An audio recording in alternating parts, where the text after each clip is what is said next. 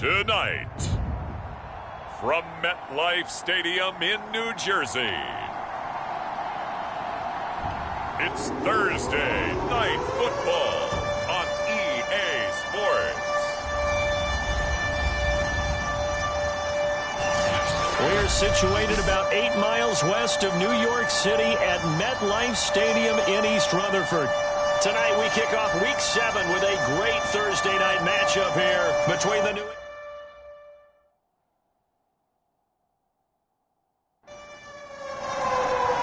Getting toward the halfway point of the NFL season, Week 7 is underway on EA Sports. And no run back here, so they'll bring it out to the 25. So now here comes the Jet offense as they get ready to take over. And they'll be led out by the guy under center, Charles, their quarterback. He had the numbers of a game last week that if you win, you talk about him being a gritty guy, managing the game, getting it done. But they lost. So obviously 2 interceptions, 1 touchdown pass, that's not going to be good enough. Got to get that changed around. They'll start with the option. And from the 25, they work this to the 29, a gain of 4. 2nd and 6, just inside the 30. A first carry now for Kareem Hunt. Just a gain of a yard there, and now it'll be 3rd down.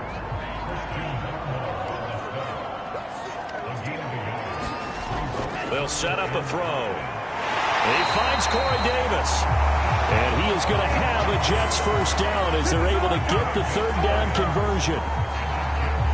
So opening drive, 3rd down, they go with a slant. It works. And I'm wondering when the league's going to figure it out because everyone throws it on 3rd down. You expect pressure, so you want the ball in the hands of the quarterback quickly. It's a 3-step route ordinarily, and you're throwing it where you see the receiver breaking towards you. So it's an inside route. Everyone likes it, and it's executed very well. They'll give to Hunt here on the option. And he stopped immediately there. Call it no gain on the play, and it'll be 2nd down. They'll look to throw. And that'll be incomplete. Took a pretty good shot as he tried to pull that one in. Couldn't hang on, 3rd down. On 3rd down, he'll drop to throw. And that is incomplete. That's a pretty good opening possession defensively. And you know the goal is to make something of a statement, especially on the road with your first defensive possession, isn't it? Go right out and establish yourselves and let them know this is going to be tough going all game long. They'll score that a 36-yard punt, and the Patriots take over. So out comes this offense to take over for the first time. And leading them out there, their 6'5" quarterback. And coming up of an early season open week. And in this situation, what he told us when we sat down with him was he spent a lot of time working on fundamentals, kind of getting back to basics during that time, as opposed to having to worry about healing up or resting up. It's too early in the season. Get back to the basics, get his game going again. And room to run as he's up past the 35-yard line.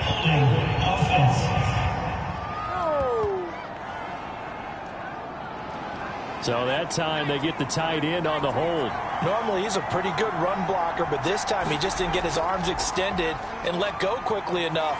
The flag came out as a result. And he'll be tackled at the 23 after a gain of 3. 2nd and long. And connecting here with DJ Shark. A gain of 3 last play. This time they double it and pick up 6. I always laugh when people say, what's the toughest route to defend? And I'm like, any of them, especially if it's a good receiver. That makes things very difficult. But when you're running a drag route, something short, shallow, going through defenders, using guys almost as screens in order to get open, that makes things tough for guys trying to get to the football. And the Jets pressure too much as down he goes. For their 3rd overall pick, Quentin Williams there to bring him down. I remember when I was a kid and all I wanted was a nickel so I could get that soda down at the fountain. And guess what? The nickel came into play well. 5 defensive backs, they covered well, allowed for the sacks. Sodas were a nickel when you were a kid? No, I just needed the extra nickel so I could pay the proper price. Okay, how much were they? A dime? What were they? 15 cents. The Patriots send out their punter, standing just outside his own goal line.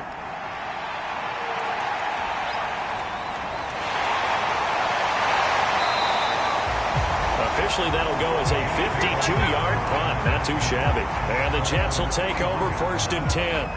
Back on the field come the New York Jets for their second drive. And they come into this one off the loss over the weekend. But you say if you're going to play a Thursday night game, this is the week to do it. It certainly is, because you get right back out there. You don't have time to dwell on things. And look, your game plan is going to be a little more limited, but so is theirs. So that's when you just appeal to your top players. Guys, you make plays in this one, we out-execute them, we can walk away with a win.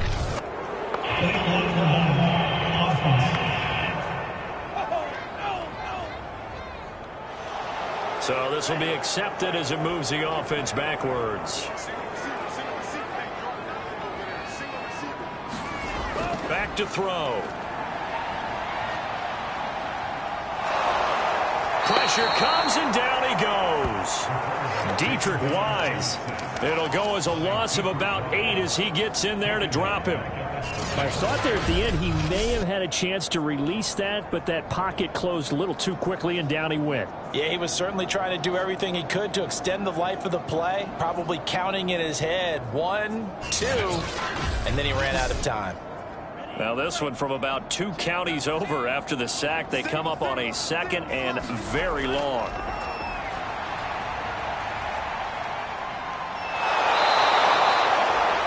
That winds up pushing him back 11 yards on the sack. And that'll bring up 3rd. So, Brandon, we sat in with a lot of coaches, and when they talk about things they want to accomplish offensively, I'm not sure that sack and sack are on their play sheet.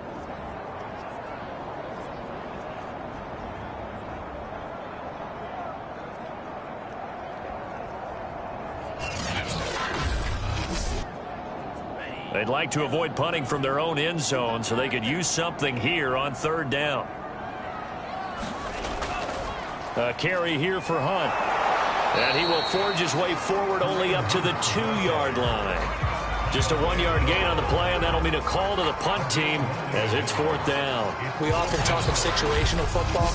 Let's just call it team football. The defense did their job, got off the field, brought the punting situation, so they're turning the ball back over to their offense. You think those guys will get along very well right now? Of course they will. Defense helped the offense. Now it's their turn to take it downfield. Now on 4th down, on is the punt team sending this one away. 39 yards on the punt, give him just 1 yard on the return. And the Patriots will have great starting position as they take over 1st and 10. So back onto the field come the Pats for their second drive. Coming off every player's friend, the open week from last weekend. Oh, there's no doubt about that. Even if you're coming off of a loss as they did, the open week is exactly what you need after you kind of get over it a little bit, right? Rest up the mind, rest up the body, get yourself ready to go. And they have to be eager to play again, especially since they lost the last time out. Again, it's Harris on 2nd down. And he'll be brought down at about the 42.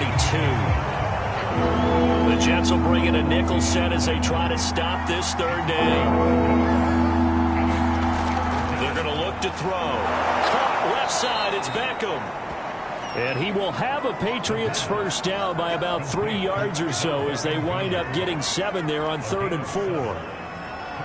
Well, we always hear about the connections some quarterbacks have with certain receivers.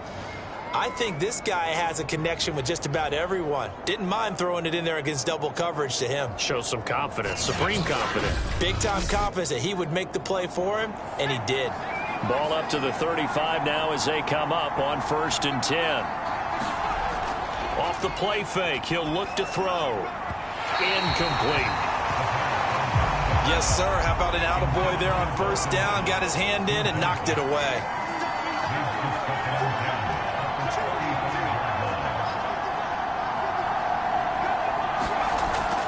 Here's a play fake as they set up to throw. Henry's got it out on the left side. They do get a yard there, but only a yard. Leaves them with 3rd and 9 looming. They'll look to throw again. And the throw there going to be incomplete. They certainly had good starting field position on that drive, but couldn't do anything with it after 3 plays. Have to admit that that's a disappointing end to excellent field position. When that drive started, they had 6 points that they were thinking about. Hopkins' kick is good. And the Patriots jump out to a 3-0 lead.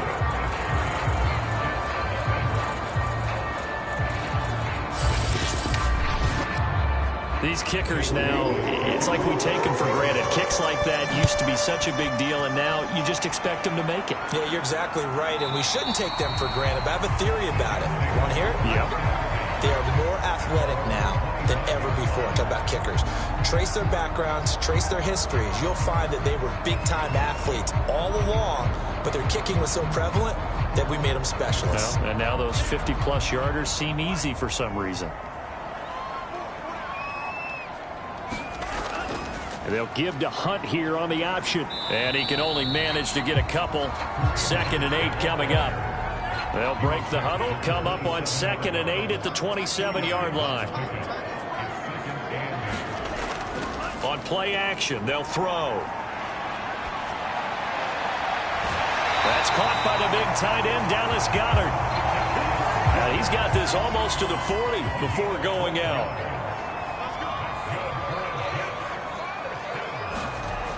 They'll look to throw now on 1st down. Throw right side, caught by Goddard, the tight end. And he'll be out of bounds up near the 45 at the 44. 5 yards on the catch there, brings up 2nd down. 3-0 after 1 on EA Sports.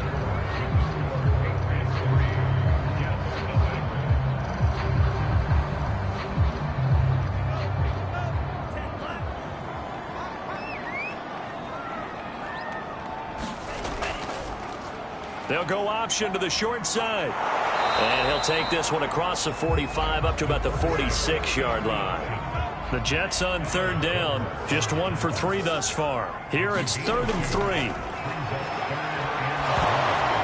Meanwhile, this one knocked down in the backfield. It's incomplete. The passing game not in sync here early. And now it's 4th down. Well, this first half has not gone according to plan so far offensively, or even defensively for that matter. They could use a big-time spark somewhere, but it's not going to come on this drive as they have to punt this one away.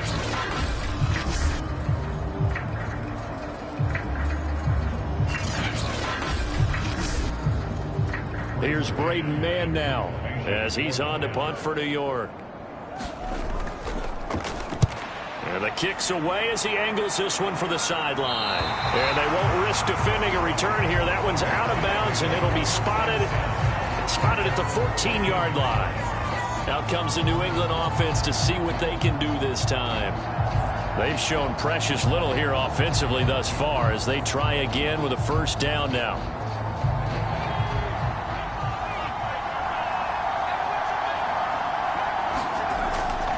They'll start on the ground with Harris. And a short gain across the 15 to the 17-yard line. Coming up on 2nd and 7.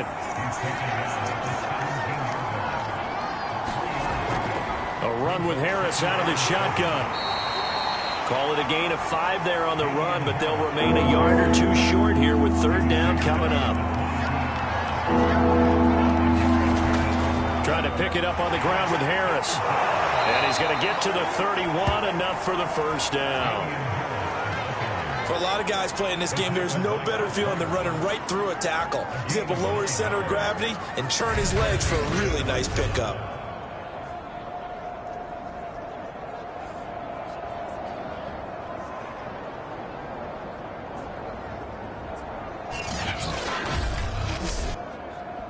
Line of scrimmage, the 31 now on 1st and 10.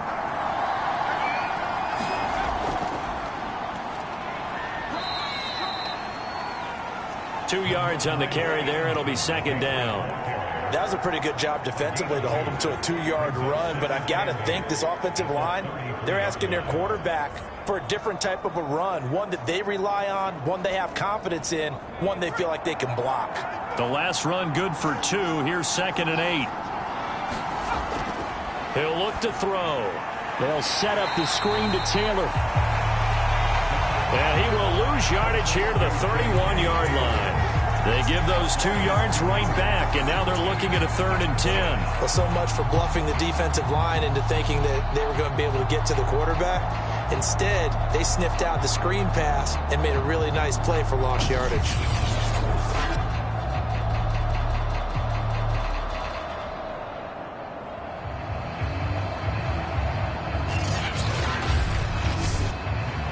New England on 3rd down. They've hit 2 for 4 thus far. This is 3rd and 10. He'll look to throw. And he's going to drop this down to Harris, middle of the field. And he'll be taken down well before the first at about the 36-yard line. 5 yards, not enough, and it'll be 4th down. Instead of throwing it downfield, Charles, they just tried to dump it underneath there. You like the call? I do. I think it's a high percentage play because you get the completion, and what you're counting on is your back to use his legs and his elusiveness to make people miss and pick up the 1st down. In this case, it didn't happen. The Patriots send out their punter as he'll kick it away for the 2nd time.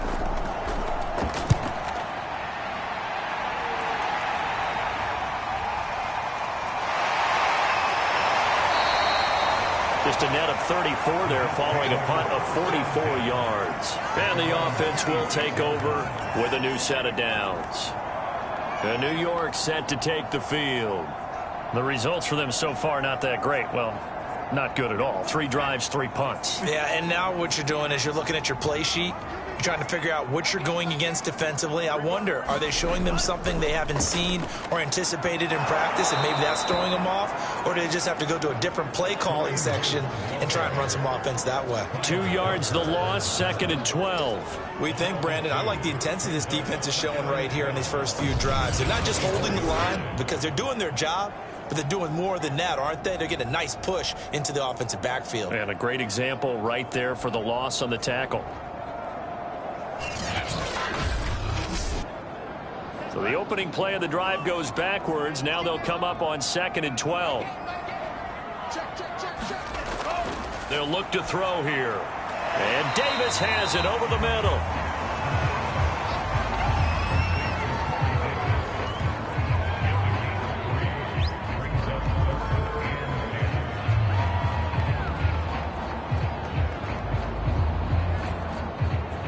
The Jets on 3rd down. They've only converted once in 4 tries. This is 3rd and 9. He'll drop to throw. He's going to loft one deep left side here. It's caught inside the 25. Now he gets this deep into Patriot territory.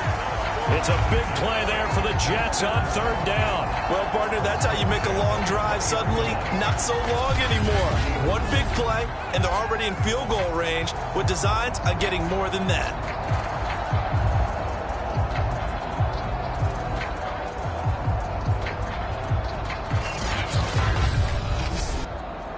So the field flips here as they'll go to work at the 20 now on 1st and 10.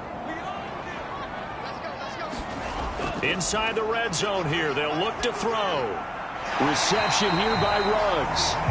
And the Jets are going to be set up with a 1st and goal here as the tackle made at the 9. They'll run with Carter. A good run of 6 yards there. Gets him closer to the goal line with 2nd down coming up. Some good strong running right there. Some power and some explosiveness just about got him into the end zone.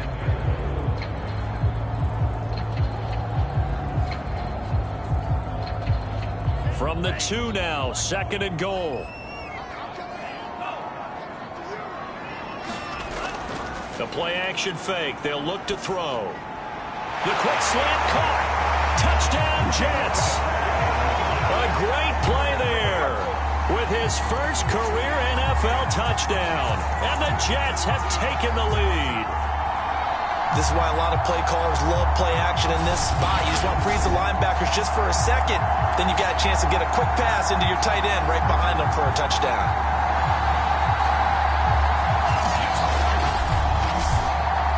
Matt Gay on for the extra point.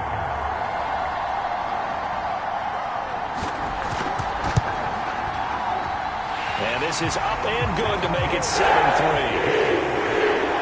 A drive that time of 6 plays. And it's finished off by a New York Jets touchdown. Out is the kickoff unit as they run up and send this one away. And he'll just sit on this one as their drive will start at the 25. New England trying to get a place on offense. It's been very much a slow start for them. 3 drives and just the 3 points, CD. Yeah, if you're into the points per drive ratio, that answer is 1. And that's not going to get it done in a ball game. They've got to find a way to finish these drives in end zones, not having balls go through goalposts. Here's a pass swung out left to his running back. And he's going to get a good gain of 9 here up to the 34. Maybe a good spot to take a shot. Here's 2nd and a yard from the 34. They hand this off to Harris, and he'll be brought down right around the 37. I know what you're thinking out there. I know a lot of you are thinking, take a shot downfield. It's a great spot for it. I'd say maybe later in the game, definitely in the second half. But right now, I think they were just trying to get some momentum built. Get a first down, pick it up, and keep moving. And he's going to be met at the line of scrimmage and taken down. No gain on the play. It'll be 2nd down.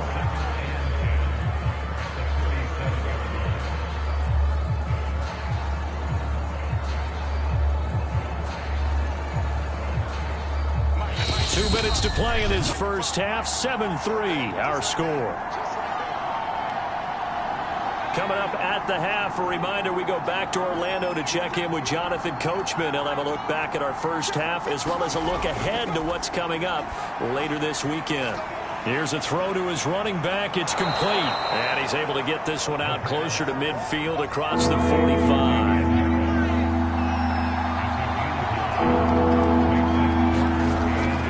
Third and short, they'll try and pick it up through the air. And this pass broken up. The contact well timed there, and now 4th down. The passing game not in sync here early, and now it's 4th down. And this will carry out of bounds. Where are they going to spot it now? At about the 18-yard line, it looks like.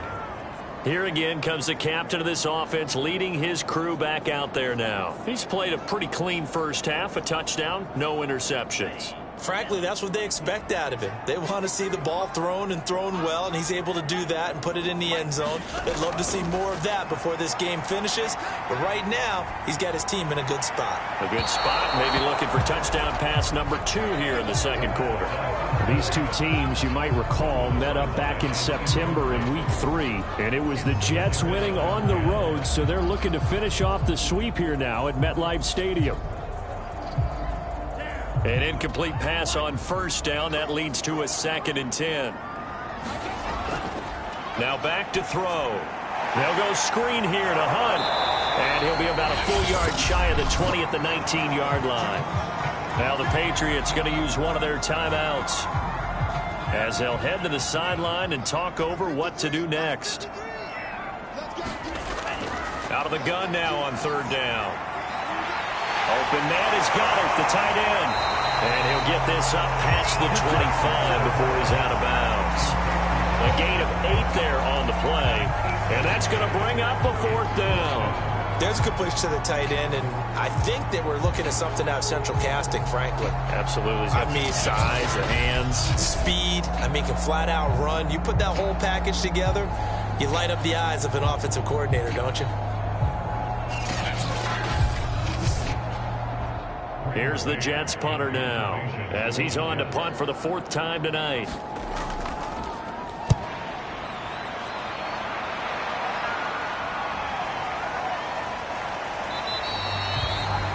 Yeah, that's a 48-yard punt with a coverage holding him to 3 on the return. Damian Harris to the Patriot offense, ready to take over again. He's been good. They've utilized him well, but they're losing here in the second quarter. What might they change offensively?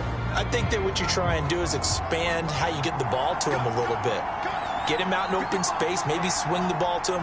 What's that they used to call it in the West Coast offense, the long handoff? Yeah. Serve as your running play that way, as well as continue to feed him the football. Some of these runs now may pop bigger later in the game because of the effects of running it. Sometimes people, after a while, they don't want to tackle him anymore, or they get tired, or they get out of position, or he runs through tackles.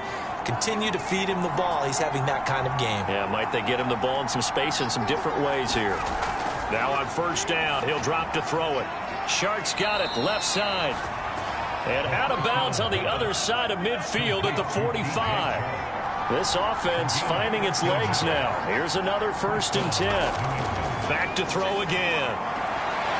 It's caught by OBJ.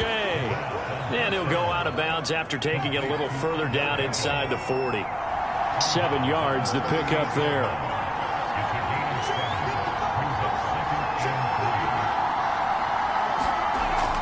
They'll stick with the passing game as he looks to throw.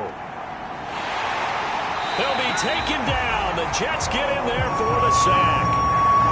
They'll get to the line here, but remember, it's also 3rd down. That swung out wide to Harris.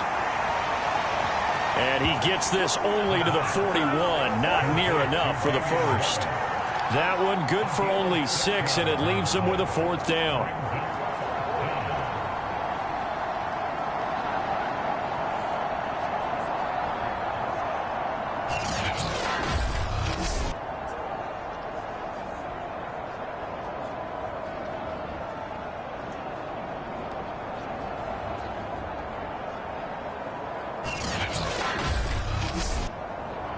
So coming on now is the field goal unit. They're going to try for 3, and he'll need all the leg he's got here.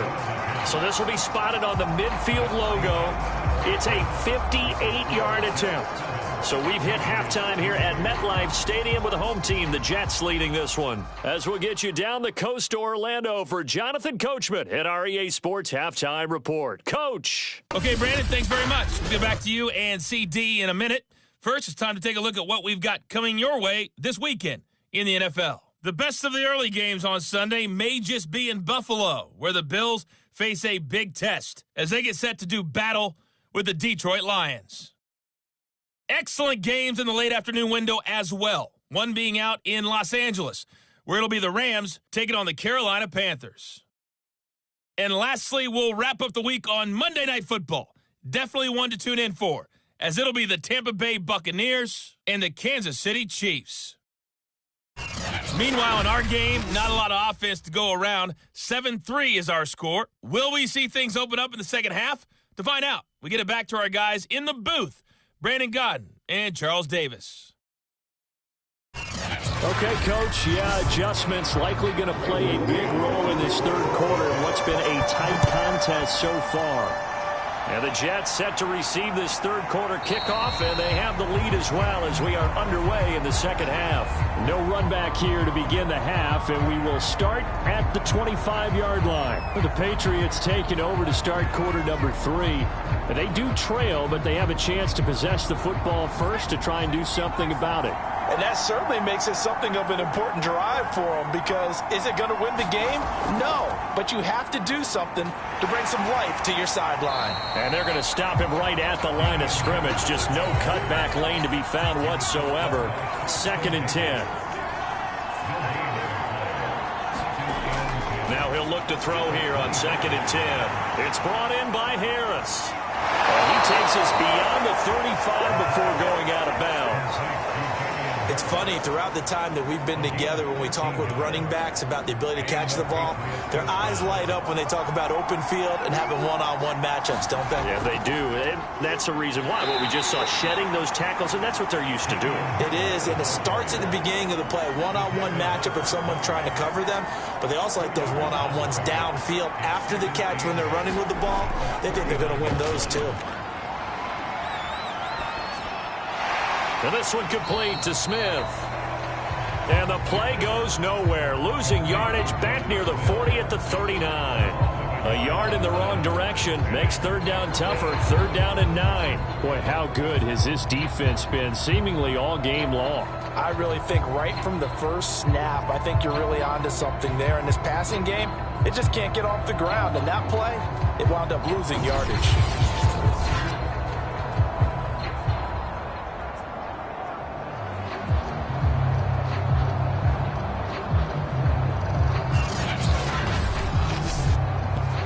The Jets will bring in a nickel set here as they try to stop this third down. Looking to throw. And he's going to come up a few yards short. Brought down at the 45. The completion good for only 6, and that'll bring up 4th.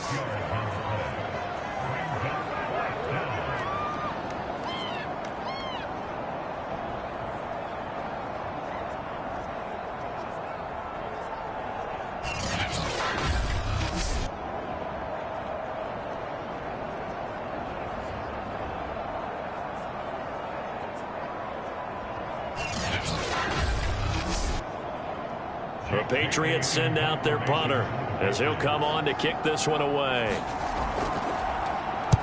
This is away, but boy, headed straight for the sidelines. And no return possible here as they angle this one out of bounds. So here are the Jets now to take over. They're trying to get back on track following the loss to Buffalo a week ago. But the good news, they've got the lead right now here in the football 1st and 10.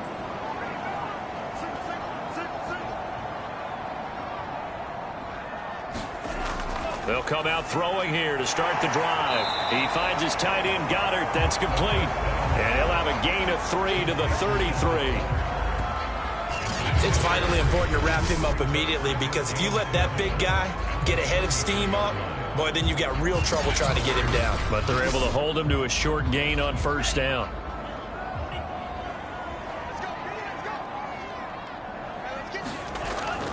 They'll run with Hunt on 2nd down.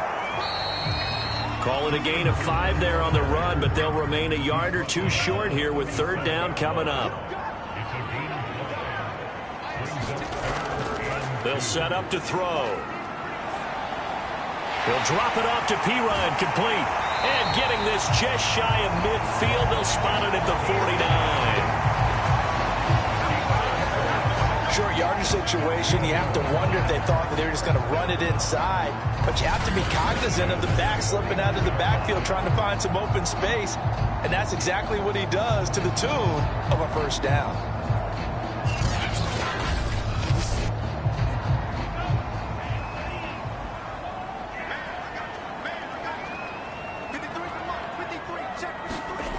On 1st down, he'll drop to throw. Completes this out left to Ruggs. No gain there on the completion. 2nd and 10.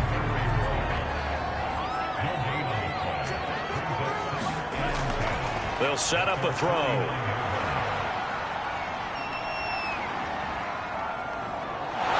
And time finally runs out. He can't get rid of the football, and he's taken down. Christian Barmore coming right up the gut. Gets in there for a loss of 9. We are seeing 2 really confident defenses imposing their will on these offenses in this game. Yeah, absolutely, going toe for toe. Just curious if one of these offenses can wake up a little bit. Is there any way they can find something that can pop, something big to knock them back on their heels? Now on 3rd and long, they'll look to throw. And bringing it in, it's Davis. And he's got another 1st down as the tackle's going to be made at the Patriots 39. Whenever we talk about moving the sticks and controlling the football, there's a great example right there. Those are the 3rd downs you need to convert to win football games. We're in the 3rd quarter of this one, and this is a tight one.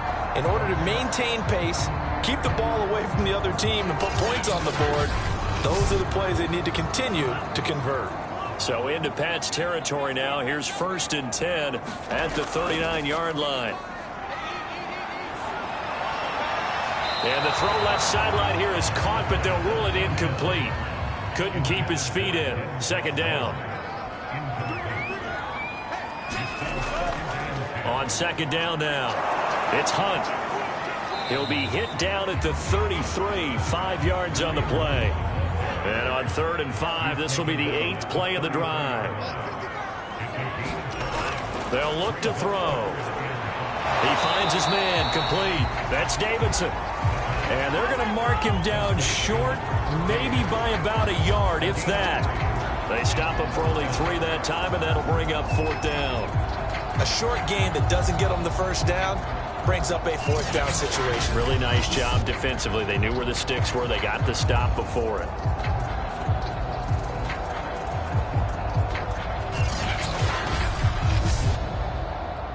Now the Jets will call on the field goal unit here. It'll be a 47-yard attempt from the left hash. Gay's kick is good.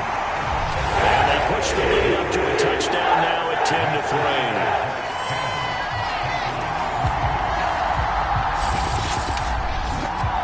So in the end, they had the ball for 10 plays, but the drive gets them 3, not 6. Is it okay if I give credit to both sides on this one? Absolutely. All right, let's start defensively. They hung in there. 10-play drive, but they stiffened when they got close to the goal line, made them kick a field goal. And for the offense, 10-play drive. They might be a little disappointed they got a field goal, but they moved the ball down the field with dispatch and came away with points.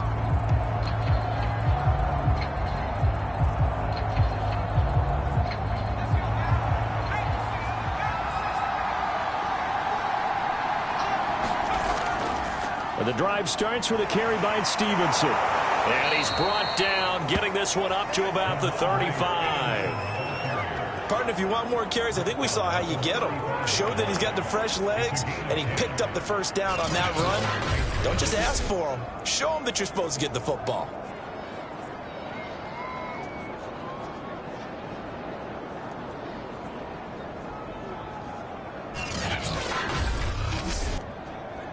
Ball up to the 35 now as they come up on 1st and 10.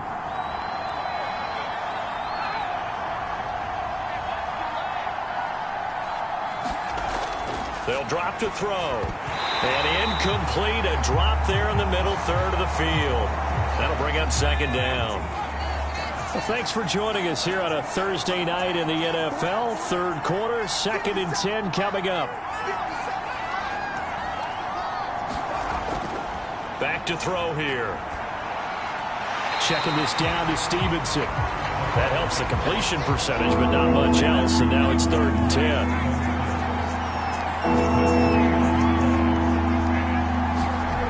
Back to throw. This one to Bourne, and he's got it.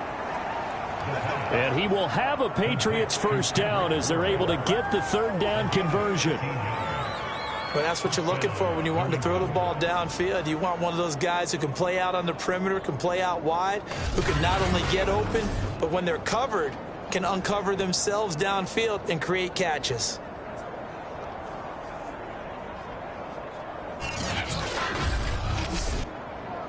Two first downs have them up near midfield now on 1st and 10.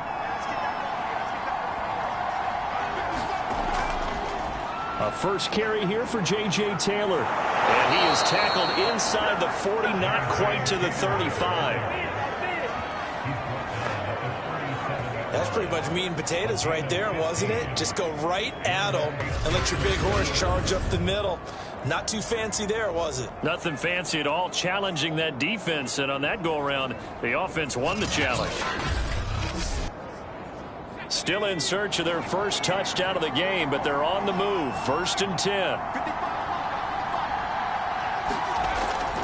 Out of the gun, they give it to Stevenson. And this time not quite to the 30. It'll be down at the 31-yard line. And, oh, this is Beckham remaining down on the ground. And apparently in some pain. While the training staff works on him, we'll step aside and be right back. 4 yards remain for 2nd down.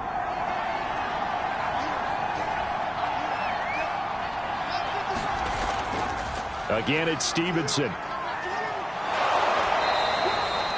They give him about 4 on the play, but he's marked short, so it'll be 3rd and about the length of the football.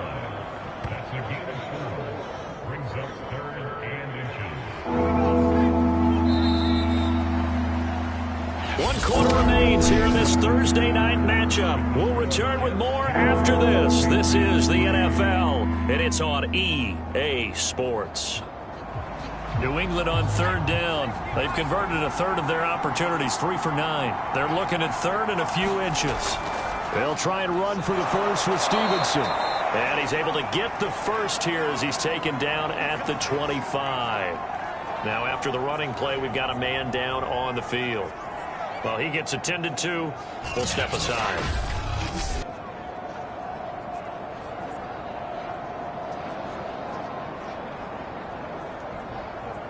The drive continues as they search for a tying touchdown. Here's 1st and 10. Now they'll switch it up here and look to throw. Oh, that's into a sea of bodies, and it's intercepted. Picked off by the linebacker, C.J. Mosley. And the Jets are going to take over here at their own 22-yard line. Brandon, offensively, this has been a tough day for him. Trying to find a place to throw the football. It's been extremely difficult. I've got to give a lot of credit to the secondary, especially the corners who've had the receivers on lockdown. Back on offense, New York gets set to take over. Another important fourth quarter series coming up. That last INT helping to maintain their slim advantage. And they'll give to Hunt here on the option. Kyle Van Noy in on the stop. After the pickup of 5, here's 2nd and 5. Here's a play fake as they set up to throw. He'll air this one out deep for Davis. And that one a little too high as it's knocked away and incomplete. The Jets on third down, not quite 50%, 4 for 9. This will be 3rd and 5. They're going to look to throw.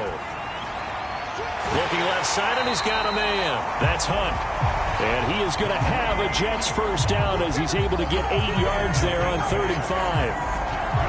That's a pretty play there coming out of the backfield, but as that back, you've got to be conscious of making sure you're securing the football. When you get out in open field, sometimes you get a little loose with it as you're trying to get up ahead of steam. Make sure you keep it close to your body because those defenders are trying to punch it free. He does a nice job there protecting the ball and picking up a first down. Ball up to the 35 now as they come up on 1st and 10. Now they'll run the option to the short side left. And he'll get this only up to about the 35.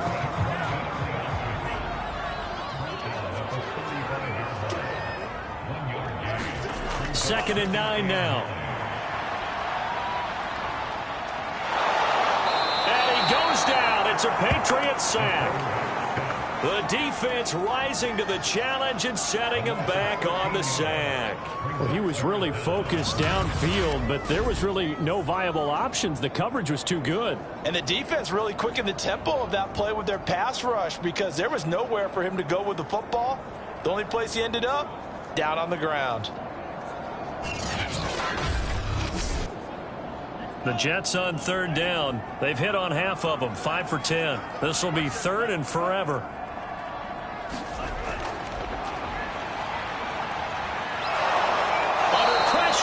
Got to him again.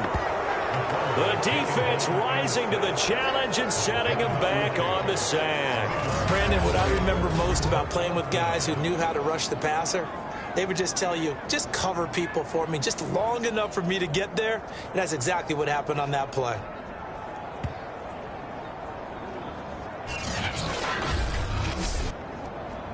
Here's the Jets punter now, as he'll come on for his 5th kick of the night. And he deserves a bronze leg as he gets this one away.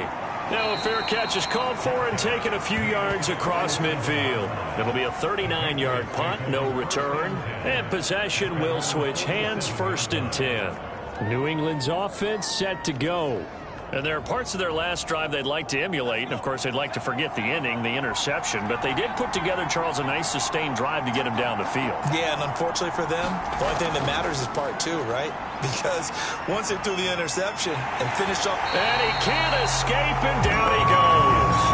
John Franklin Myers. It'll go as a loss of about 8 as he gets in there to drop him. You know, on these types of plays, we're always looking to assess blame. Okay, where did it break down? Sometimes it's just a great play.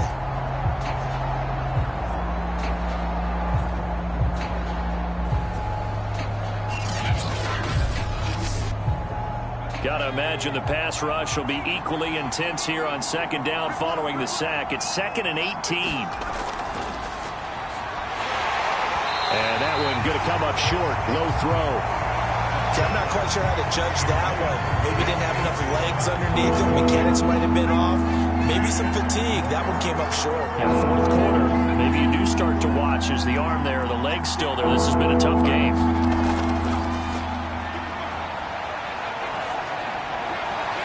Caught left side. It's Beckham. And out of bounds on the other side of midfield at the 45. They wind up getting 16, but even that's not quite enough. It's 4th down. Doesn't matter whether it's a zone coverage or man coverage. The drag route can be effective when it's run well.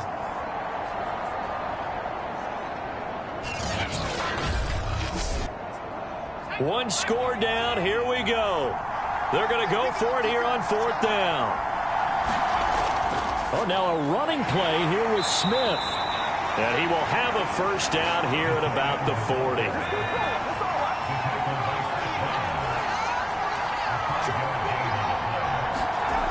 They'll look to throw here on first down. And a high throw there as this is knocked away, down to the ground and incomplete. After the incomplete pass, here now is 2nd and 10. There's a ball thrown right side and complete. And that's going to be another first down as the tackle made at the Jets' 27-yard line.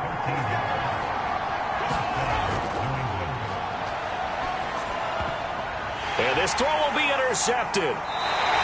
Picked off at the 23.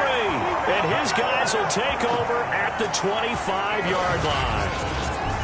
Well, look at that, Chuck. A rookie picked the rookie on that play. How about that? Is that rookie-on-rookie crime? But you know what happens, too. If you're a rookie defender, you tend to adjust to the game a little bit quicker than if you're a quarterback. Too many things still going through his mind. And on that play, the rookie defender won the battle. The New York offense taking over for their next possession. Now listen, it's a team game, we know that, but where would these guys be right now, Charles, without their defense? They take over here following the turnover. Defense did it again, but on offense they have to feel like, hey, we need to do something. You're exactly right, and you just mentioned it. The defense did it again. They bailed them out on a number of occasions in this contest. It's time for them to repay the defense at the least. Keep the ball for a while. Give those guys a break so they can catch their breath. This is 3rd and 2. Maybe the biggest play in this football game. And they'll give to Hunt here on the option. And he won't be close to a first down as he runs into a wall right around the line of scrimmage. Call it no gain there, and it leads to a 4th down. And he got off the end there very quickly to make that play. Yeah, it was almost like the bullet train, wasn't it? I mean, just zoom. Quick, quick, quick. And what a terrific play, holding them to no gain.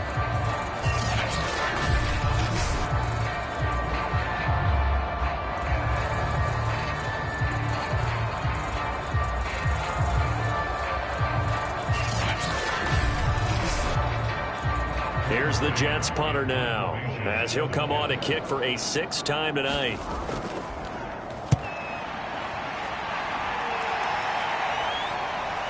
This is brought in at the 21. And he's going to be out up around the 45-yard line. Nearly a huge return, as it is. Still a very good one. 24 yards. And the Patriots take over. Here he is, the man taking the snaps under center, heading out for the next possession. And the interception that ended their previous drive, that might be one we look back on and say that was the turning point of this game. Hey, partner, guess what? There's still time for a few more turning points in this ball game. They're only one score down. Yeah, true. We could have some twists and turns. Stay tuned. And down he goes at the 49, a 3-yard pickup.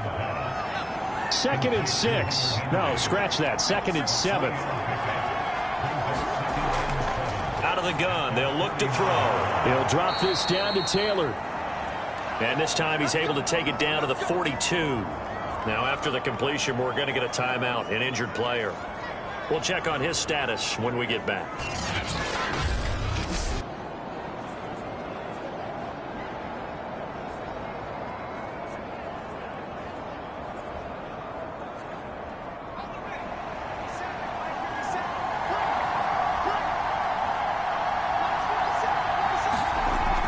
back to throw now on first down. Complete. Smith has it. And past the 35, he'll be dropped a yard or two shy of the 30. Fourth quarter, down to the final 2 minutes, and we've got a one-score game. So the Patriots with the football as we get you reset.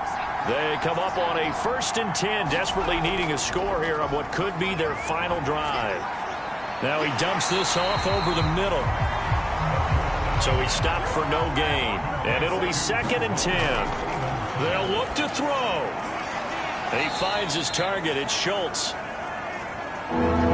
They'll get to the line here, but remember, it's also 3rd down. He'll look to throw. And that is incomplete. Oh, he had a defender right there with him to force that to the ground. And 4th down now coming up. Figuring they're going for it on 4th down. Remember, though, they do have all 3 timeouts, so even if they don't get it, all is not lost. Yeah, normally in this situation, when you're talking about having to go for it, everything is in this play. But as you noted, with those 3 timeouts, they actually have a little bit of a safety net. Now they go for it on 4th, but this one is going to wind up incomplete. They had to go for it with such little time remaining, and the Jets are going to get the football back. Well, their first 4th down attempt earlier was successful. This one backfires for a turnover on downs. I like their aggressiveness. I like what they're doing. They got it the first time they went for it. Why not a second time? I don't think they'll be daunted from attempting it again. If you're on the defensive side of the ball, though, any 4th down stop is a big momentum play. To begin the drive, here's a handoff to Hunt. And he'll push his way forward to about the 32. Now the Patriots going to use one of their timeouts as they stop it here with 1:07 remaining.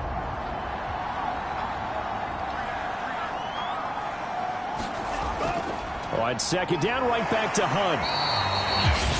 Now the Patriots will use the 2nd of their timeouts as it comes with 1:04 left to go in the game.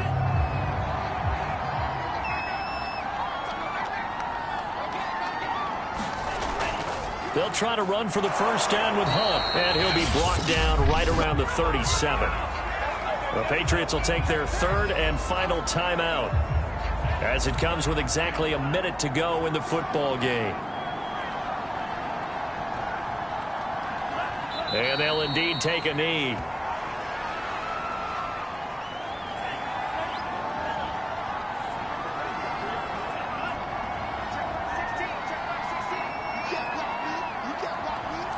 The Jets, with victory seemingly in hand, they take a knee. I don't know about you, partner, but watching them take the knee there and finish this one off, I feel like I'm going to be sore tomorrow. This was one bruising affair. Low scoring, but my kind of football.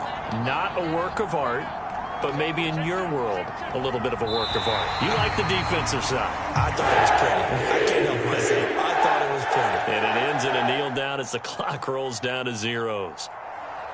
Well, Charles, the old saying, the old cliche, if you will, points at a premium. That certainly applied here, didn't it? And that almost like opened up a time capsule, didn't it? Old school football. Low scoring, close game. What a way to finish it up. You loved it, didn't you? I You loved did. the defenses. I certainly did. Brought back the images of the game of old. So for the Jets, they fall a game under 500 now at 3 up and 4 down. And they'll get the weekend off now.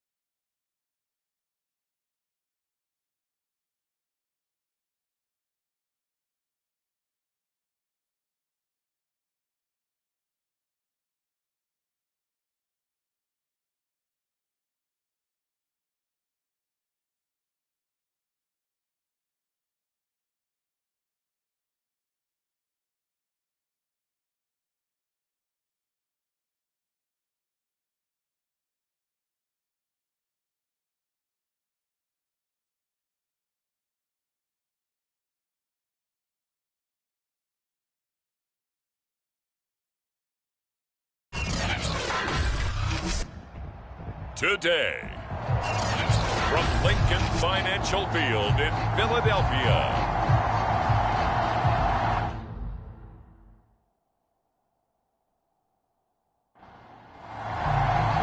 Getting toward the halfway point of the NFL season, Week 7 is underway on EA Sports. This one fielded at the 5. And able to get this out to the 25. So here are the Giants ready to start their initial drive of the game. And they will be led out by their 6'6" quarterback. And the numbers were not pretty. I mean, they don't look right. When you throw 2 interceptions, no touchdown passes, there's no way to really make that work. But I thought there were a lot of positives in watching his game tape. I think he's close to putting on a good performance. Let's see if he can flip those numbers around in this game. And, of course, rally his team to a win. And this one almost intercepted. Not a good throw there. Nearly an opening drive INT. Following the incomplete pass, here they go again. 2nd and 10 from the 25. On play action, they'll throw. Oh, into a sea of defenders and intercepted. Picked off around the 37. And he'll bring this one back to the 29. So the Eagles now, they'll be in great position here to start things out. At a glance at the man under center at 6'5", he always demands attention. And it felt like it watching the game tape. He got everyone involved last week. He was a manager. He really was. That's a great way to put it because they ran the ball some. They threw it accurately. 1 touchdown pass, so he didn't, break the bank doing that, but he didn't throw any interceptions. That's the bottom line. That's why a defense loves a quarterback like that. Doesn't put them in bad situations. The numbers for Sanders last week: 24 carries, 85 yards, and a touchdown. And we all know he had a big workload last week, so I'm eager to see if they decide to back him off a little bit. Personally, I hand it to him 20-plus times again. When a running back's locked in like he is, I want him to keep touching the football. 2nd down, back to Sanders. And nothing doing. He's immediately taken down at the line of scrimmage. 2 runs in a row, but only 2 yards to show for it. On 3rd down, he'll drop to throw. Looking right side, and that's complete to Watkins.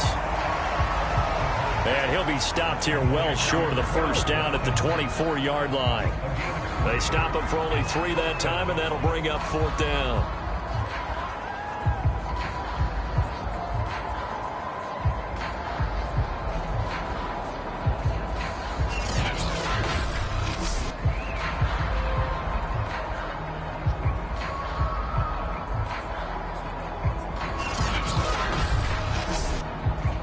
Now Jake Elliott, earlier in his career, he beat these Giants with a 61-yarder. From the right hash, it's a 41-yard attempt. The kick by Elliott is good. And the Eagles, they take a 3-0 lead.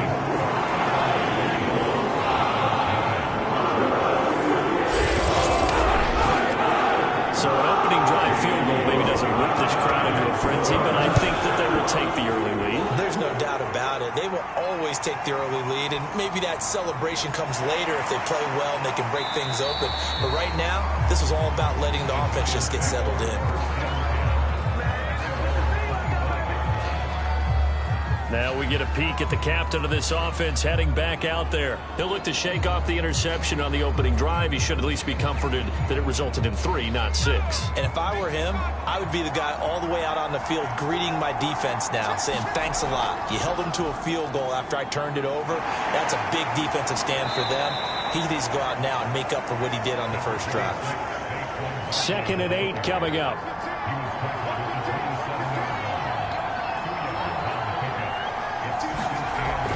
Off the play fake, he'll look to throw. Got a man, that's Colin Johnson. And he'll be taken down, but not before they work it across midfield.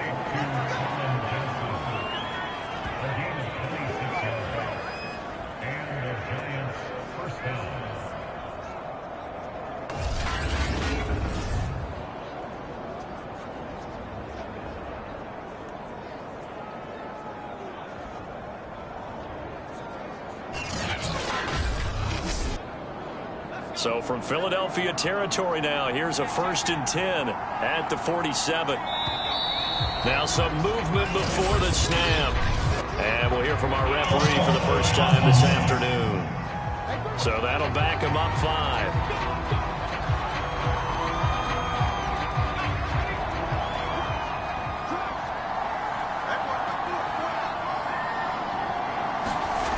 After the penalty, they go with Barkley. And he'll fight forward maybe to the line of scrimmage, but that's all. Behind the sticks here with a 2nd and 15. He'll look to throw. He'll get this complete to Kadarius Toney. That catch good for 5. It's 3rd down.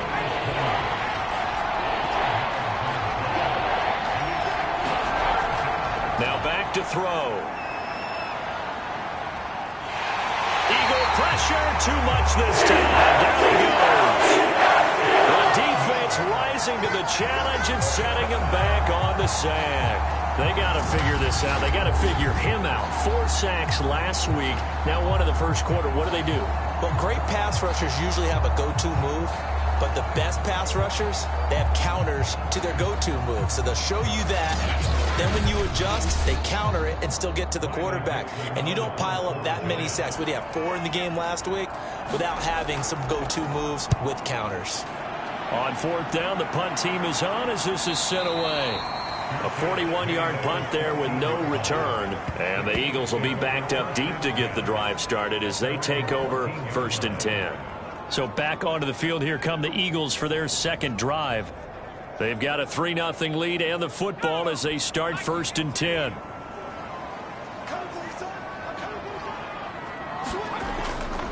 It'll be Sanders to begin the drive. They get him to the ground right on the cusp of the red zone after a pickup of 5 or 6.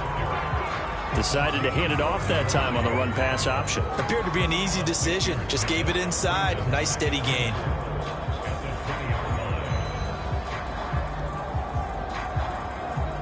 Six yards on that last play. Here's 2nd and 4. Here's Sanders. And he's got it past the 30 before he's hit and dropped. Absolutely love the run right there. This guy's known for his quickness, but also for his speed. He's able to get to the 2nd level almost before you blink if you give him any type of blocking. Always talk about slot receivers. They're usually known as quicker than fast. In this case, we've got a guy who's quick and fast, and he used it to great advantage.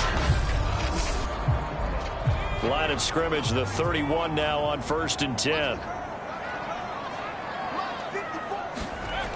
He'll look to throw. Open man, that's Devontae Smith. And able to rip off a big chunk of yardage before being dropped inside the 40. A big connection on that one. 31 yards.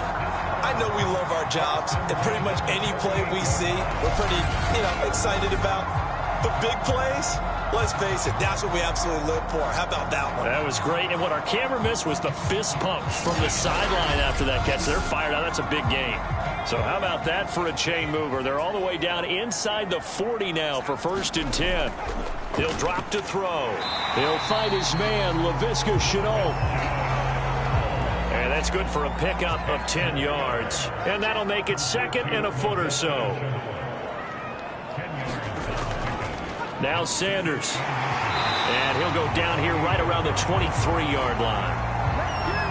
They had to settle for 3 last drive, hoping this second go-around ends in 6. In good position, 1st and 10. And a short gain here, down to the 22.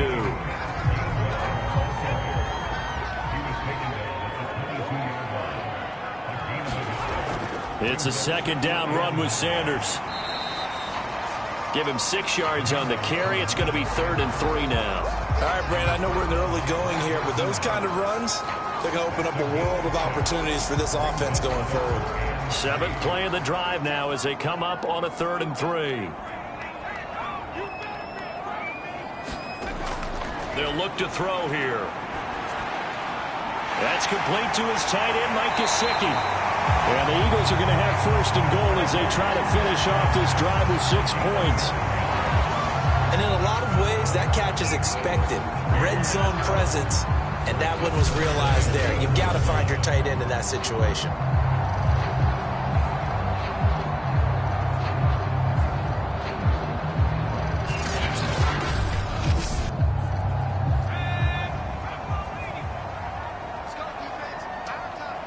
Now here's a whistle as flags come in. And we'll check out the call. Yeah, that'll be accepted, of course, and that moves them back 5. And they'll try again here, 1st and goal after the false start. They'll run with Sanders. And he'll be brought down here at the 3-yard line. So the ball position now at the 3. Here's 2nd and goal. They'll try to run with Sanders. And the D not yielding much there. He's only going to get a yard to about the 2. Well, he did get a taste the previous week. He got into the end zone trying his best to get there in this game. So far, he's been denied.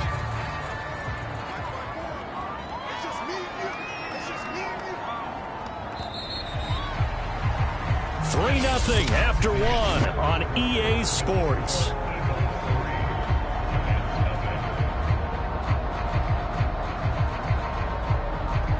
Another shot here from the 2 as they come up on 3rd and goal.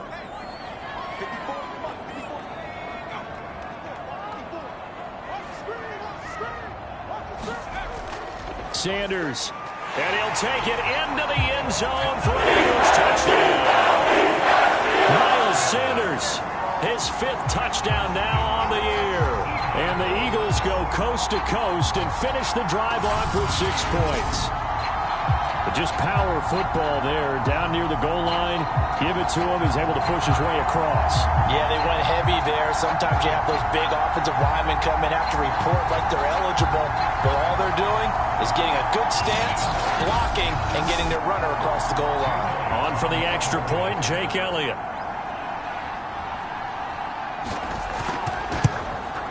It's up and good, and that'll increase their lead to 10-zip. A pretty long drive that time, 11 plays all told. And it was Miles Sanders who finished it off in the touchdown run. Now after the touchdown, here's Elliott on to kick it away. And no effort to bring this one out. It's a touchback. Possession switching back to the New York Giants. And it's been a rocky start for them thus far. They had the turnover and then the punt on those first 2 drives. So there is optimism because they've improved, right? Turnover, you just noted it on the first drive. Punt's better than the turnover. The punt is better on the second one. Now they're hoping to turn it into first downs and hopefully points. A first down run from Barkley, pretty well defended. Give him 3 yards on the play. If they want to start getting back into this game, it behooves them to get better on first down. Yeah, certainly not what they were looking for there out of the opening play of this drive. 3 yards on that last carry. Here's 2nd and 7. A play action fake. They'll look to throw. And that falls to the ground, incomplete. A nice job of bodying him up defensively, and now it brings up 3rd down. Out of the gun now on 3rd down. Toward the sideline. Did he keep the feet in? Yes, he got them both down, says the side judge, and that's good enough for a first down. Plenty of shouts from this crowd as they watch the replay. They want a challenge, and they're going to get one. Did he keep those feet in bounds? That's the question they've got to decide. And I got to say, watching it in real time, it was awfully close. Yeah, it certainly looked like a heck of a catch because he didn't appear to bobble it, which could complicate things. But even with the benefit of replay, that's pretty tight. Now here's the call.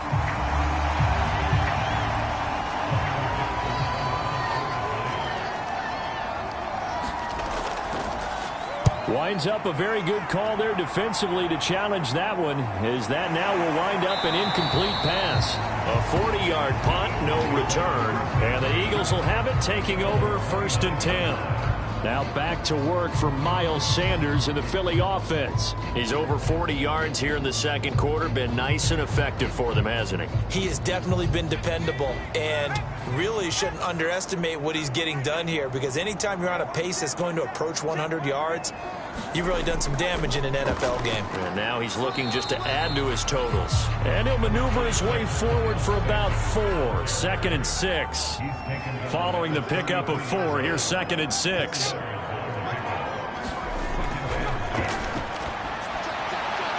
And he's just going to get rid of this thing. To no one here. He throws it away.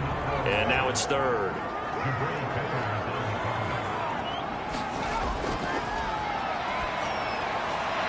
Smith catches left side. And he gets this up across the 35 before he's out of bounds. Just a 5-yard pickup, and it leads to 4th down. So they're forced to punt on 4th as this one's away. This is taken at the 18. It's a 41-yard punt, but just a net of 31 following the run back. And it'll be Giant football, 1st and 10. New York ready to go again offensively. The crowd may be losing just a little bit of the edge after back-to-back punts.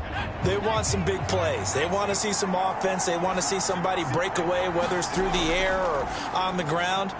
Now it'll be interesting to see where the patience is on both sides. Each head coach, can you hang in there and not try and force something that could put your team in some jeopardy? 3 yards the gain there, 2nd down. I think it's okay there. They didn't get a whole lot on that play, but it's nice to have a safety valve that's built like this guy. Big target, guy you can spot pretty easily. Put it on him when your other targets aren't open. 2nd down and 7.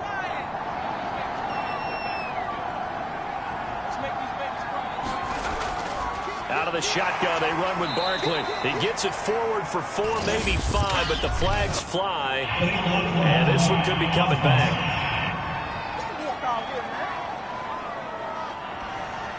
So that one will be accepted.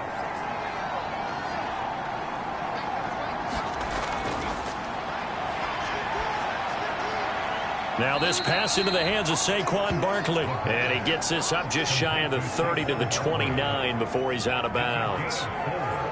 And just in general, Charles, on a play like that, how tough is it for the defense to account for a running back essentially being a receiver downfield? It's very difficult, especially if the running back has skills like a receiver, and you're aware of that before the game even begins. So throughout your practice sessions, you're going to want to be aware of him. Where is he lining up? What can he do? What kind of damage can he do to us downfield? And who can match up with him without weakening our overall defense? You're exactly right. It's a tough task to match up to him.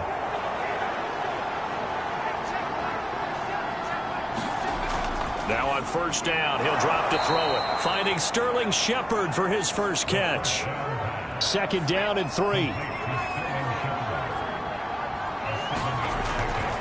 A give to Barkley out of the gun. And he gets stopped up at the 31 after a gain of maybe a yard.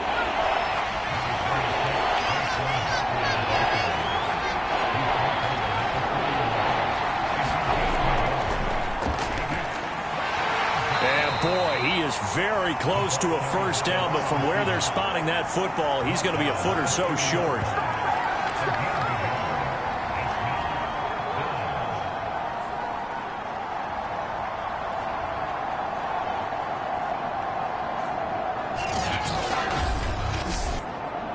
It's a 47-yard field goal try from here, but instead they're going to opt to go for it on 4th down. They'll run with Barkley, and he's able to pick up the first before he's taken down at the 27. The 4th down run successful. Now they look to pay it off on 1st down. Now Saquon Barkley able to slither by. He's able to get 6, a nice pickup down to the 21. Working with a 2nd and 4. Looking to throw. And this throw incomplete. Well, the defender all over him that time, but it's going to lead to 3rd down.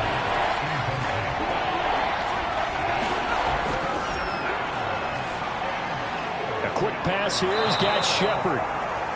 And able to get him down, but he does reach the 5. A very important 3rd down conversion right there, because when you're trailing and find yourself this deep in enemy territory, The kicker's not even part of your thought process. You got to make it pay off with 6. Nice connection right there to set up 1st and goal. First trip to the red zone for the Giants. They've got it 1st and goal at the 6. They'll set up to throw. Firing quickly here, and that's complete. No gain there on the completion. It'll be 2nd down. That was a simple throw and catch, but even with that completion, 0 yards gained, so they're behind schedule on down and distance. I think they were hoping to get it to him. He could make a man or 2 miss, but that window, and he will take it on in for a Giant touchdown. Caden Smith, his first touchdown on the year. And the Giants able to get this back within a touchdown. They haven't fully climbed the mountain, but they've started the ascent here with that score. I like that, right? I think they've left base camp now, okay? So they've started to move their way up the mountain. Long way to go, but at least they know it's manageable.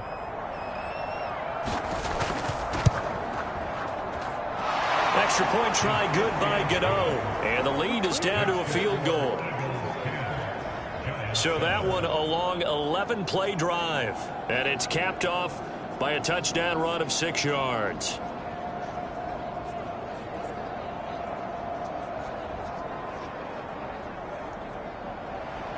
Gano now following the touchdown here to kick it away. Taken at the goal line. And he'll get it up past the 20 to about the 22.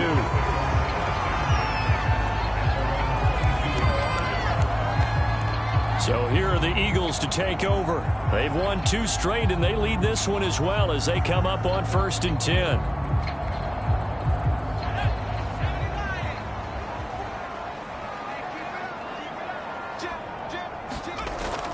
They start on the ground here at Sanders. And he is going to be stopped cold behind the line of scrimmage. Officially, it's a 1-yard loss. That's going to bring up 2nd and 11. As a linebacker, you're taught to stay just slightly behind the ball carrier just in case he makes a cutback. But when you find the gap, shoot it. And he found it all right. Took it straight into the backfield and made the tackle for a loss. A loss of a yard there to start out. That leads to a 2nd and 11. From the shotgun, he'll look to throw. This is Smith with the ground. And they're going to get this beyond the 40 before he's taken down. Now, after the completion, we're going to get a timeout, an injured player. While the training staff takes a peek, we'll take a break.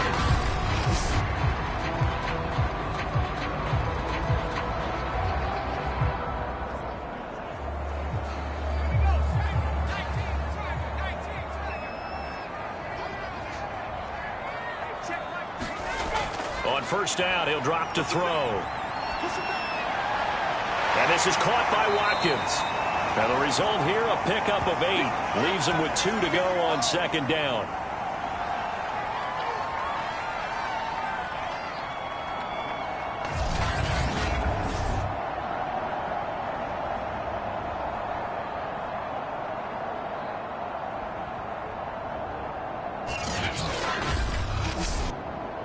A reminder, once we hit halftime, as we do all season, we'll send it down to Jonathan Coachman in Orlando. He'll have all the stats and scores from games in progress around the NFL. The best multitasker in the business, the coach.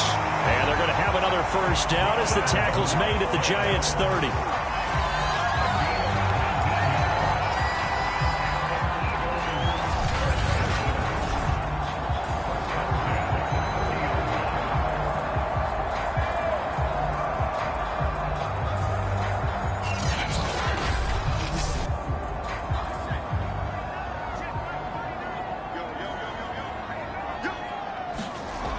Back to throw again. Looking left side for Watkins, and he's got it. And he'll lose yardage. Brought down at the 32. He was unable to shake free there, and they'll cover him for a loss of a yard. Now, I'm not putting him in the Hall of Fame, but if you look at the great linebackers in history, they all have that ability to innately sense where a play is going, sometimes even before the ball snapped, and they're there and end up making the play. Now 2nd and 11 from the 32.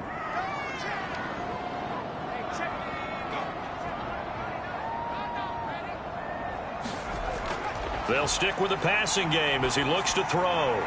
That's swung out wide to Sanders. And he'll go down here right around the 23-yard line. The Eagles going to take the first of their timeouts as they'll stop it with just over a minute to go before halftime.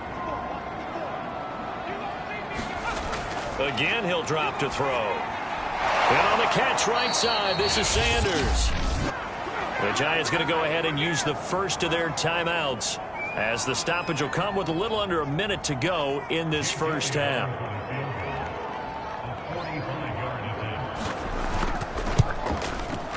The kick by Elliott is good.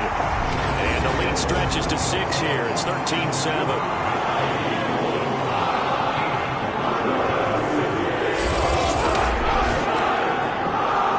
Chalk that down as an 8-play drive capture the field goal. Yeah, as a friend of mine used to say, they were moving and grooving for a while, but they couldn't keep the momentum going enough to get a touchdown out of it. And ultimately cannot get this out to the 25-yard line as he's dropped at the 23. A look at Sterling Shepard as he and this offense gets set to go again. You would have to think they're going to make it more of a priority to get him the football. You're losing here in the second quarter, and he's been really quiet. I think all we have to do, and it's too bad we can't actually see the actual play sheet now from the coordinator, because he's looking down at that and saying, okay, do I put him in different spots? Do I try and isolate him? What routes do I run? You're exactly right. They've got to get the ball in his hands and get their offense kick-started. He does have the 2 catches, but pretty quiet so far. 2nd and 5. And he'll get this underneath, dropping it off for Barkley. And he'll be brought down right around the 37. They'll look to throw now on first down. And that's going to be incomplete. Too tough to hold on to that one. It's 2nd down. So after the incompletion on first, now 2nd and 10. They'll look to throw again. Gets this out to Saquon Barkley. The Giants going to burn their 3rd and final timeout as they stop it with 19 seconds to go in half number 1. They're going to look to throw. It's a short one here, complete to his tight end. And he will have a Giants first down. He needed 5. He got it barely, as it will officially go down as a gain of 5 yards. That's complete. He's got Barkley out of the backfield. And he is tackled inside the 40, not quite to the 35. So we've come to halftime here in Philly with the Eagles on top. As we'll send you down the coast now to Orlando, that's where we find Jonathan Coachman ready with our EA Sports Halftime Report. Coach. Okay, Brandon, thanks very much. A lot to get to here as some of the division races starting to take shape as we look around the NFL here in week number 7.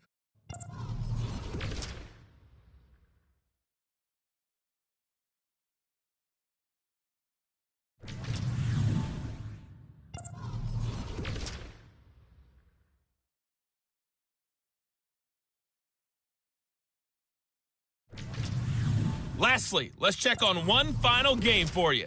And you can see they are scoreless as they play the second quarter. Meanwhile, in our game, it's been a back-and-forth first half. Who can put it together in the second half? For the answer, we turn it back over to our broadcast team of Brandon Godden and Charles Davis. Okay, Coach, thanks as always. This one's still anyone's game as we welcome you back for quarter number 3.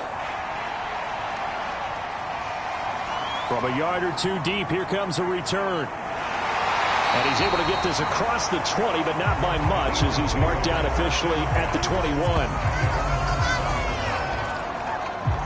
Out come the Eagles now as they'll go on offense first here in the third quarter. Hey, Charles, they've got the lead. Put your coaching hat on here now. What's the game plan for the second half? I think getting the running game going a little bit more, because I thought in the first half they didn't get it moving the way that they would like. They had success throwing it, but I think these first couple of drives, they'll want to get those running backs going and give them more opportunities, and I will guarantee you that those guys were lobbying for them in the locker room at halftime.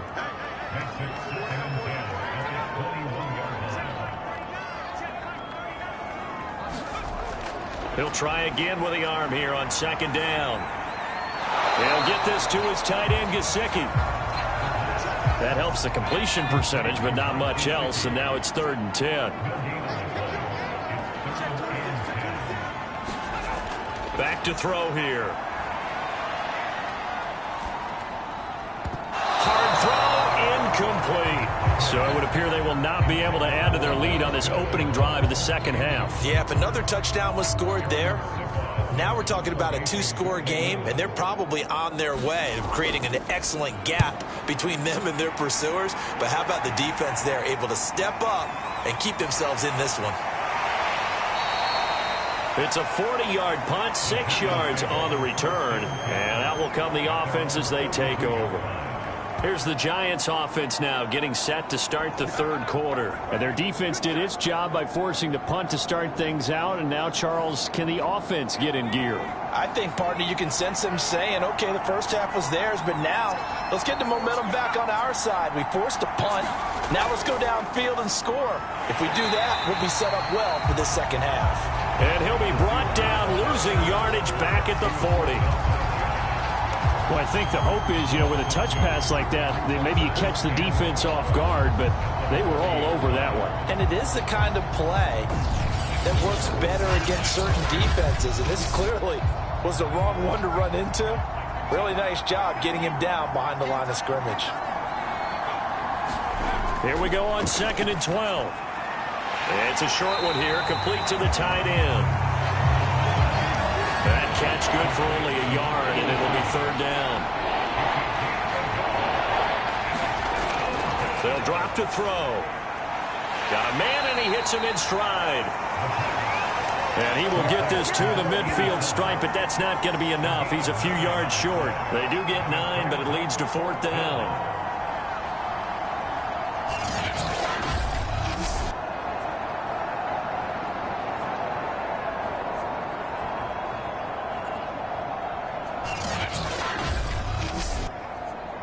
Here's Riley Dixon now. He'll boot it away from about his 35. And he'll get off a fairly short kick here as this is toward the sideline.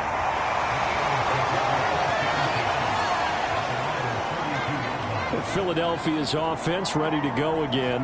The last couple of drives have ended in punts. Maybe the crowd minds that, but you're a defensive guy. You're okay with a couple of punt drives. Listen, I'm the guy that loves a 0-0 pitch game. All right, in baseball, I can handle that going into the 7th inning. I think the crowd, though, they want to see a little bit more excitement. Let's see if someone can break something free on offense and get going. Offense at a premium the last 2 drives.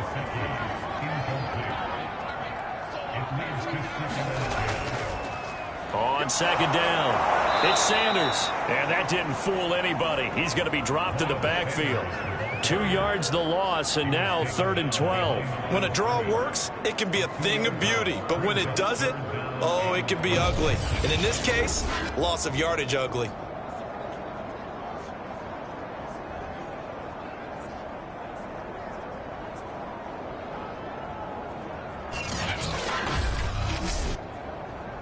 Five in the secondary now for the Giants here on 3rd. They'll look to throw. I'm not sure he saw the linebacker there as that's batted down and incomplete.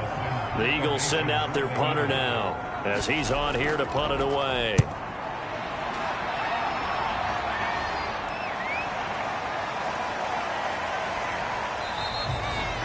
It's a 40-yard punt, 4 yards on the return. And the offense will take over with a new set of downs. New York's offense back out there and set to go. And our game's hit a little bit of a lull here, a little bit of a snag. Punts on back-to-back drives. And old school coaches don't necessarily mind that. Didn't turn it over, right? Didn't create a big play for the other team. Right now what you're looking for is can you gain an advantage in field position? And that's what both teams are seeking right now. Yeah, they'll be seeking to gain that advantage here on this drive. Here's a 2nd and 7. Throw left side, complete to Tony. A gain of 3 last play. This time they double it and pick up 6. Heavy set out there on 3rd and 1. They'll try to run for it with Barkley. And he's taken down at the 43, but not before picking up the first. Well, they're hoping that the second half is better for him than the first half. They've got to find a way to get him going. He's a big part of their offense.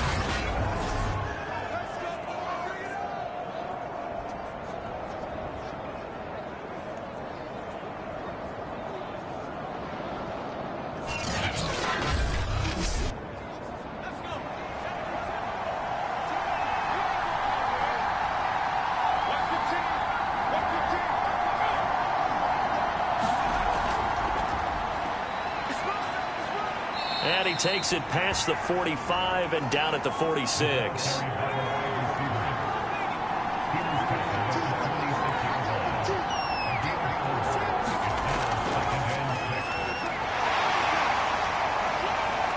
He'll be taken down at the 48 for a pickup of 2 yards.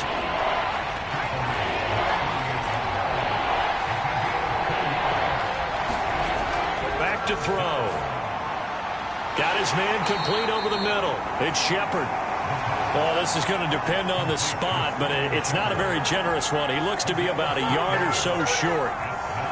If this were baseball, we'd call this small ball. Instead of pushing it downfield, they throw a short pass trying to pick up the first down, but the defense rallies to the football and stops him short, bringing up a 4th down.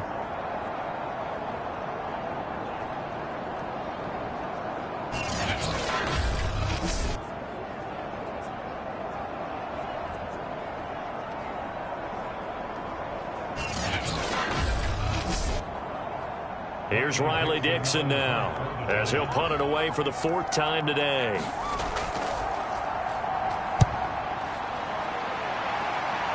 And no return possible here as they angle this one out of bounds.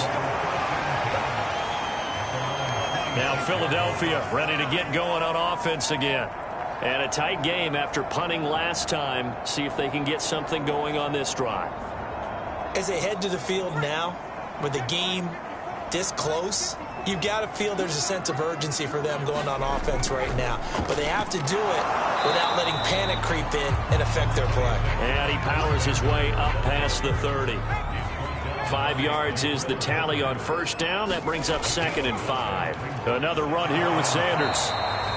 Still a couple yards short of the first as the 3-yard gain brings up a 3rd down.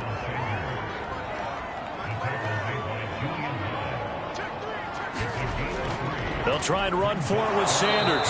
And he will be very close to a first down, but I see the closed fist of the referee, and that means 4th down. From this vantage point, they've got the lead here, so for me, that'd be enough to go ahead and punt the football and let my defense defend the long field. If you go for it, you don't get it, then you really put your defense in a tight spot. Yeah, but we never know what people ultimately will decide to do here on 4th and inches.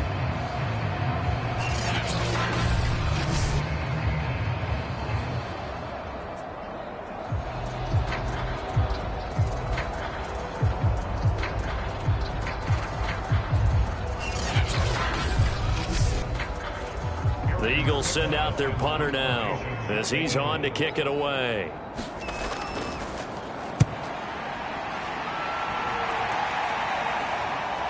Taken in at the 22. It's a 39-yard punt, 8 on the return. Another drive coming up for New York's offense.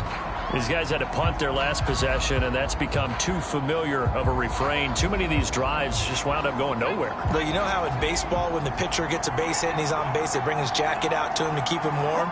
A lot of times the punter goes to the sideline, puts on sweatpants or a wrap over his leg to keep it warm. He might need a massage from the trainer right now from all the work he's getting. And just no chance of turning the corner. He can only get back to the line of scrimmage. 2nd and 10 coming up.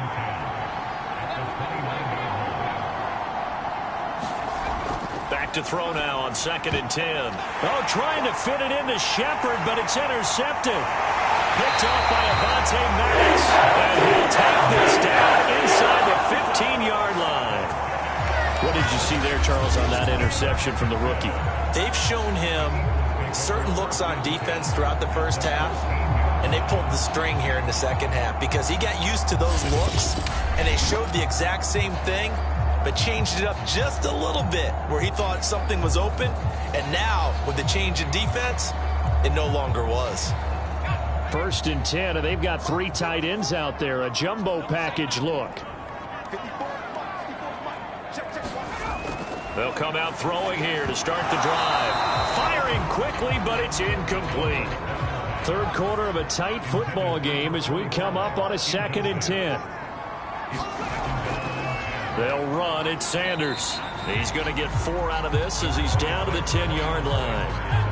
They haven't made much of this great starting field position they had. Here's 3rd and 6.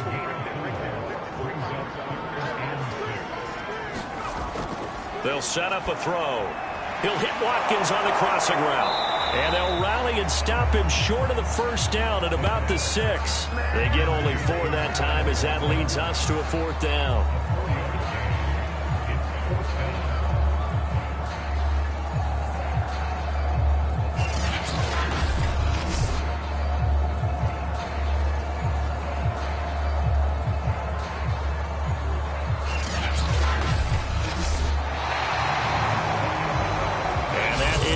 Do it for this 3rd quarter of action.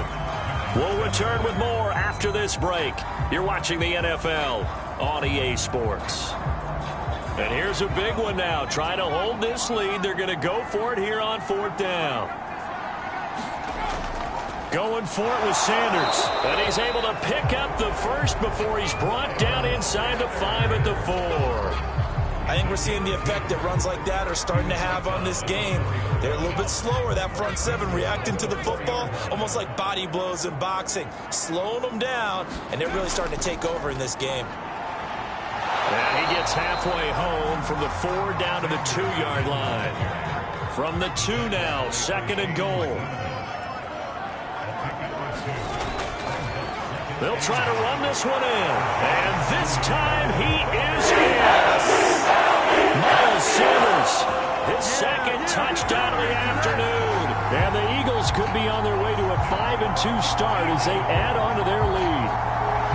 We talk so often about how hard it is to win in the NFL when you turn the ball over. And here a late turnover leads to a 4th quarter touchdown and a 2-score lead. And what's more important is being able to take advantage when a turnover presents itself. You've got to come up with points to make the other guy pay. They're able to do so here. They've got a pretty good chance now of winning this football game. Now that Eagle offense will stay out there as he'll go for 2.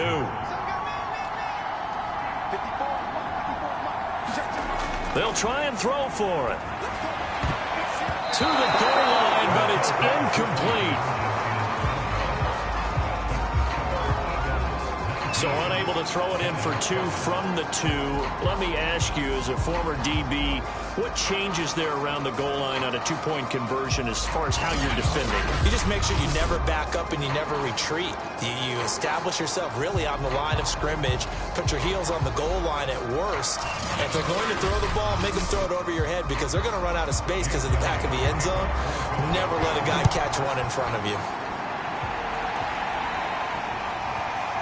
And here comes a return from just beyond the goal line. And he'll be dropped at the 21-yard line. So bringing it out of the end zone proves not a good decision. Loses him about 4 yards. And New York set to take the field. And you figure after giving up that last touchdown, they trail by 2 scores here in the 4th quarter. This drive becomes very critical.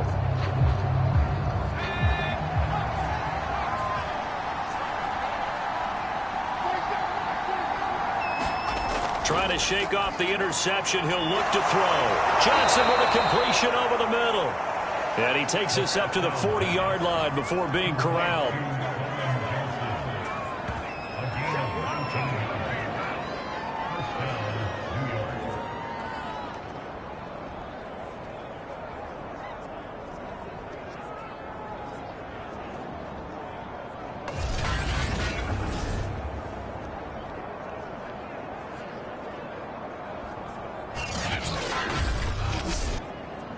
So quickly all the way up at the 40-yard line.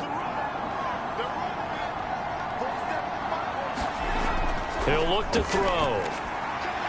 And it's a short one here, complete to his tight end. And he'll be taken down, but not before he gets into enemy territory. A first down carry for Barkley. And he can only manage to get a couple. 2nd and 8 coming up. The last run got a couple. Here's 2nd and 8.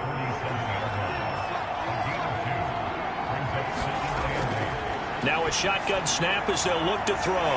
He'll get this to the 40. Sweet little juke in there. Got him some extra yardage. The Giants on 3rd down. They're at 50%, 4 for 8. This time they face a 3rd and 2. And that is incomplete. But the pressure there on 3rd down, forcing the errant pass.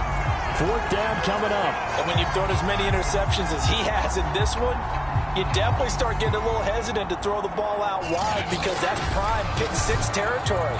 That time, he made sure the only guy who was going to catch it was sitting in the 3rd row. All right, they're going to try and keep hope alive here on 4th down. They're going for it. And they'll run for it with Barkley. And he will have a first down as they get him to the ground at the 37. The 4th down run successful. Now they look to pay it off on 1st down. Now back to throw. Quick completion here to Johnson. And he gets this one inside the 15, just a yard or 2 shy of the 10.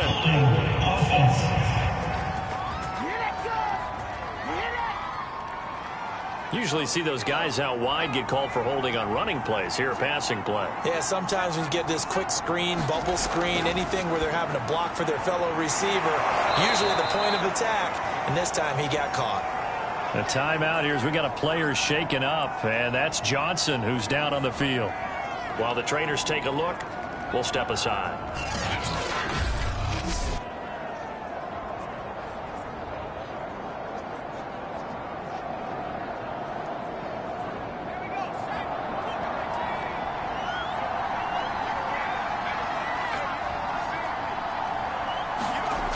They'll look to throw here on 1st down. This is Shepard on the catch. And taking it to the 15-yard line before he's brought down. Line of scrimmage, the 15. It's 1st and 10. Inside the red zone here. They'll look to throw. They'll set up the screen to Barkley. No gain on the screen there. It's 2nd down.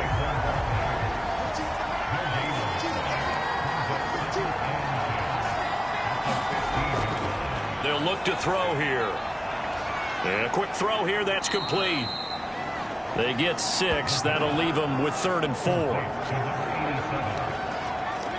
Obviously, this has not been a banner game throwing the football. So what you got to do, you got to kind of down focus, don't you think? Find the tight end. Take some easier completions. The interception last drive. There he hits the reliable target. The Giants on 3rd down. Not quite 50%. 4 for 9. This is 3rd and 4. He'll look to throw. He's got it. And he'll be taken down, but he does have 1st down yardage. Well, they've had a great, impressive drive going here, and that pickup ensures the drive continues. And not only do you continue the drive, which is demoralizing for the guys on the defense side of the ball right now, but you make your own defense happy. They're able to get a little more rest over on the sidelines while this one continues downfield. Now whistles here and a flag down. I think a Giant jumped early. That's going to set him back 5 yards. And they'll try again here, 1st and goal after the false start. He'll drop to throw. And a big loss here as he's taken down. A very costly sack there on 3rd and goal. Pushes him back big time. And now you'd figure the field goal team coming on 4th. Well, that's 2 sacks in this game, so add that to the 4 from last week. I think that's 6. Good math. Excellent math. And look, he's going to get all the attention he deserves. It. He got home and got the quarterback on the ground. But that's a concentrated team effort because you got a lot of guys who occupy blockers to allow him access to rush the passer. 1st down, a bit of a disaster, and now on 2nd and goal, back even further. Oh, he's got a man wide open, complete. They'll give them a dozen on the pitch and catch, but now they're up against a 3rd and goal.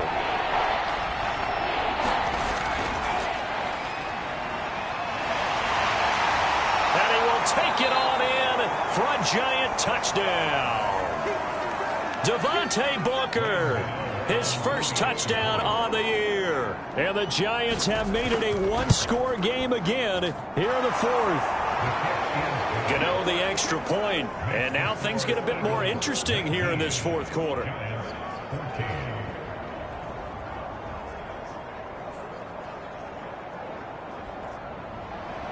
Gano now following the touchdown here to kick it away. Taking it about the 1. And they'll get him down inside the 30 at the 27.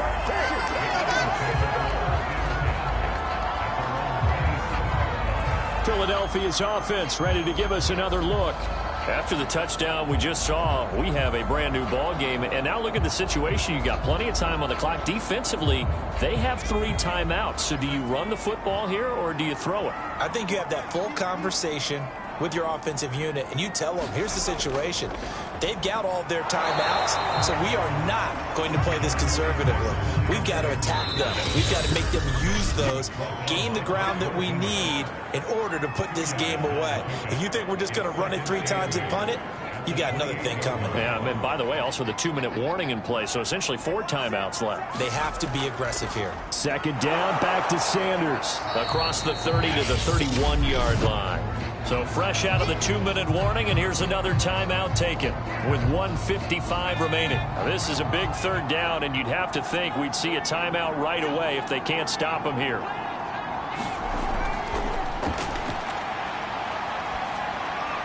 And able to catch it on the left sideline, but they're going to rule him out of bounds. So it'll be incomplete, certainly one they'd like to have back as it brings up 4th down. And sensing the momentum maybe changing here a little bit, Charles. Yeah, this defense is going to get off the field quickly, and their offense got them a touchdown last time they had the ball, so they should get another shot. And on 4th down, on is the punt team sending this one away. That'll be a 44-yard boot, just a yard on the return as he's covered up quickly. And possession will switch hands, 1st and 10. The Giants now down by 5, 1:44 to go. A 4th straight defeat looming on the horizon, barring a comeback here as they've got it with a 1st down. They'll look to throw.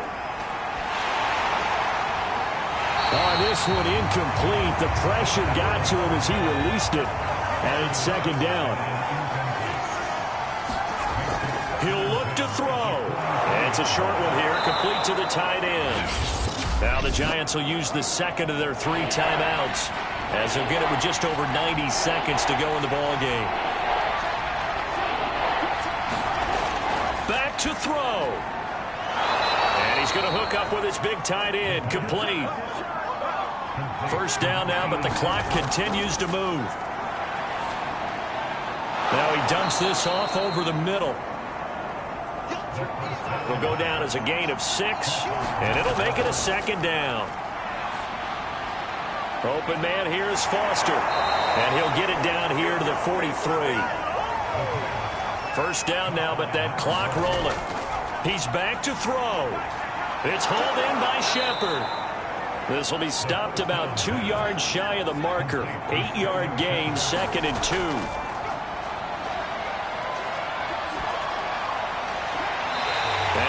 Finds the ground, breaking a string of 5 straight completions. And it brings up 2nd down. No, 3rd down. Back to throw. And this nearly intercepted. Probably should have been. Had he caught it, it would have sealed it. Instead, one more chance coming up on 4th down. Trying to lay one up deep. And he's got it. It's caught for a touchdown. And they have taken the lead here in the final seconds. So for those of little faith, guess what? It got done. They now have the lead with that touchdown this late in the contest. I wonder if that was a play they were holding or a play that they just knew would work from past experience? Well, I just saw it in their eyes on the sideline before starting that last drive, and they did. You're right. They got it done. Looks like they're going to be the winners.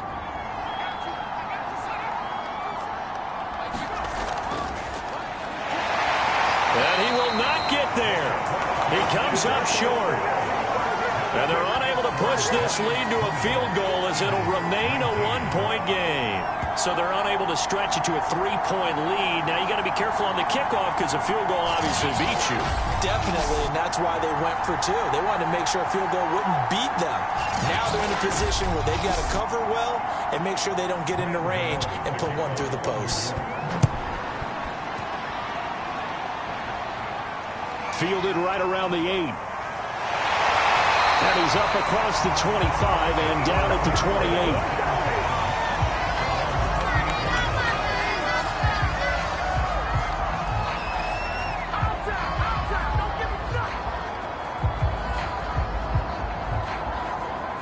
Already at the line, this Philly offense set to go. So you're right there, but obviously the clock is not your friend. How do you handle this situation? You're thinking two plays. One, to get yourself in position for the second one, whether you're able to get into field goal range or you have to try another deep pass, another Hail Mary. But you're trying to get the first one to a receiver, get out of bounds, and give yourself a chance to set things up for an easier shot at it. We'll see if they can do it. Might be easier said than done. He's going to let it fly. And it's incomplete. So their final drive comes up empty. And with that, the ball game is over. Well, going into the final play of this game, they knew that they needed some type of a miracle there at the very end, but they couldn't get it done. However, we were treated to really a spectacular affair. Even though they didn't finish it off, you're exactly right. They took us down to the last play. We're still, you're wondering, could it happen? Possibly, even though we both knew it was a long shot.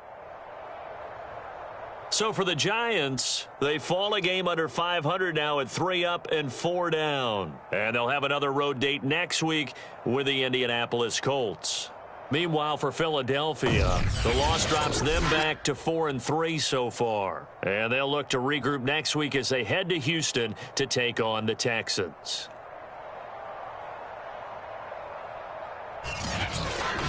So that's a wrap. For Charles Davis, I'm Brandon Gaudin. And this has been a presentation of the NFL on EA Sports. For more, check us out at easports.com. With that, we say so long from Philly.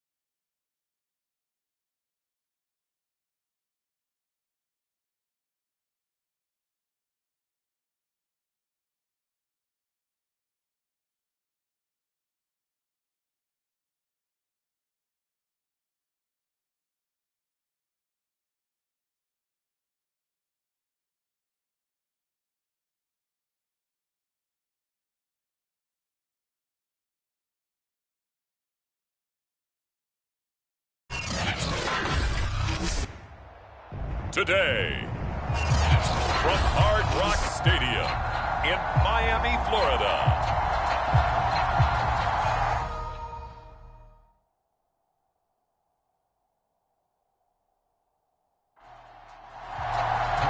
Getting toward the halfway point of the NFL season. Week 7 is underway on EA Sports. This one fielded at the 5. And a decent return out to the 27-yard line. So here come the Dolphins now as they get set to take over on offense. And they'll be led out by their quarterback, the former Louisville Cardinal, Teddy Bridgewater. And coming up of an early season open week. And in this situation, what he told us when we sat down with him was he spent a lot of time working on fundamentals, kind of getting back to basics during that time, as opposed to having to worry about healing up or resting up. It's too early in the season. Get back to the basics, get his game going again. And he'll have a Dolphins first down as the tackle made just shy of the 40. That's a very nice game there. A confidence-building run. Love the execution up front. And the way he pressed the hole, absolutely perfect.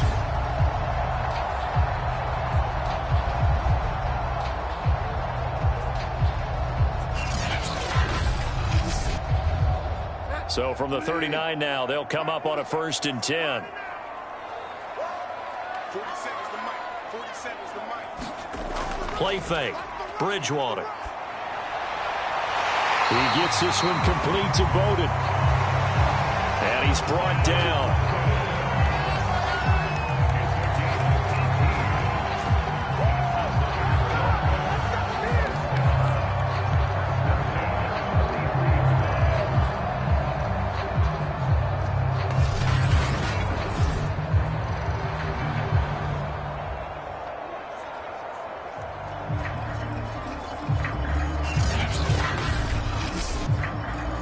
So a 1st and 10 now in Denver territory at the 43. Here's Bridgewater. And a dangerous throw there as that's knocked down and incomplete. So now 2nd and 10 after the incompletion on 1st down. Out of the gun, Bridgewater. This one complete to Jalen Waddle. And this is going to be another 1st down as they'll make the tackle at the Broncos' 32-yard line. They go play action. Bridgewater. Now he'll dump it underneath to his running back, complete. They'll contain him to just 4. 2nd down. On play action, it's Bridgewater. Finding his safety valve here. That's complete. And he's able to get it to the edge of the red zone at the 20-yard line. A gain of 4 last play. They double that here and get 8. Now a handoff here to his running back. And he's tackled a yard short of the marker. Good gain of 9 on 1st down. Pretty effective run there, and now they can start to smell that end zone. Pound the rock. Make sure you use your O-line to set the tone of dominance and physicality, and pound the rock. On 2nd and 1, Bridgewater. Steps away to his left. And he can't quite get there. Tackled down at the 1. You know, I don't think this is the last time we'll see that in this game. This guy has mobility, and they want to use his legs in the game plan. So there will be designed runs as well as his scrambles.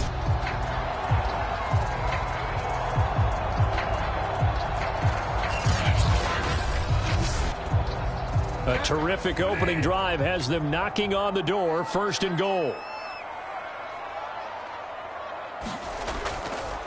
They'll try to run this one in. And he goes backwards on this one, losing yardage to the 7. That's going to go as a loss of 6, and it'll set them back for 2nd down. It looks like they quit hitting the snooze button on their alarm there. Finally a sign of life from this defense. They've been fairly passive on this opening drive. Now able to stand up on 1st and goal, and they sent that play backwards. Now from the 7, here's 2nd and goal. To throw is Bridgewater. Toward the end zone, but that's going to wind up incomplete. Can this defense get the stop on the opening drive? Here's 3rd and goal. Bridgewater. To the end zone, but it's incomplete. Well, so a drive that spans all that time, and yet you may only come away with 3 points here. Well, your defense, all right, they actually like these long drives. They get to rest over on the sidelines for a while. But when you're not finishing with points in terms of touchdowns, that's frustrating. They've got to figure out how to close out these long drives and get sixes instead of threes.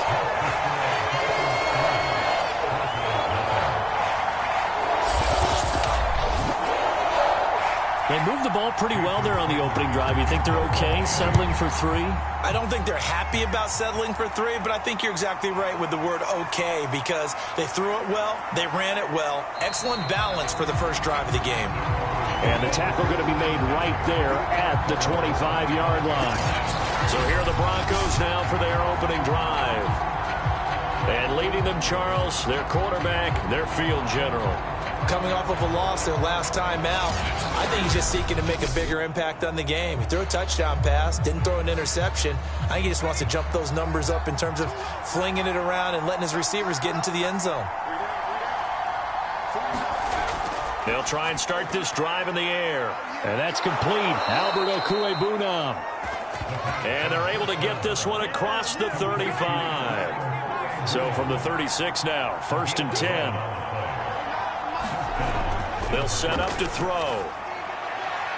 He's got his 6'5" receiver. That's Tim Patrick.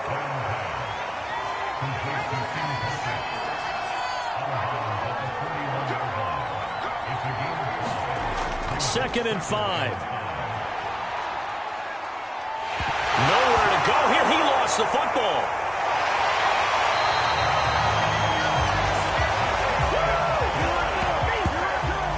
We always hear a lot of veterans on the defensive side of the football. They talk about smelling blood in the water, putting pressure on a rookie. They got to him there to force it free, but couldn't recover it. And you mentioned the pressure. Rookie quarterback, you're going to bring more pressure at him at all times because you don't know how he's going to hold up.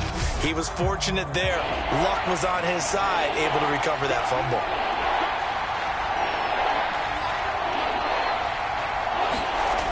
On third down, he'll drop to throw.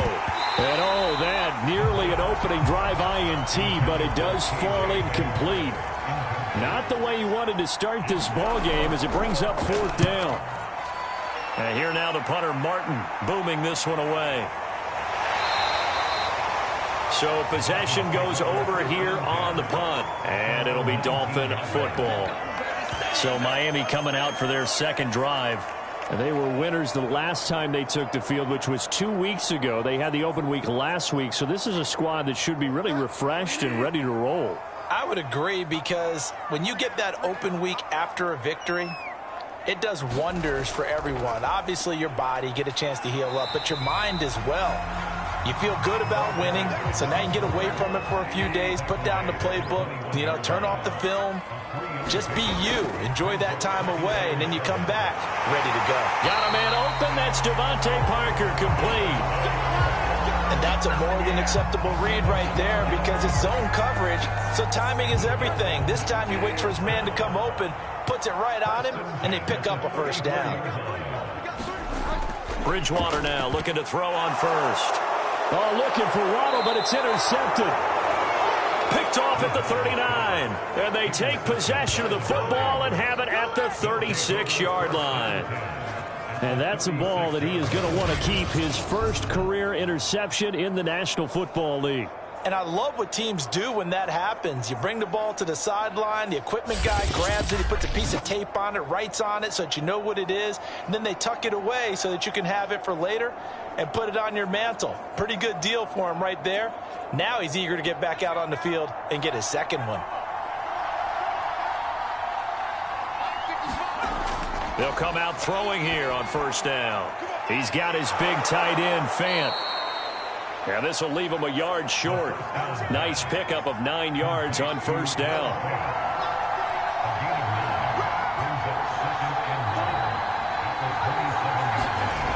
And they'll try the jet sweep here.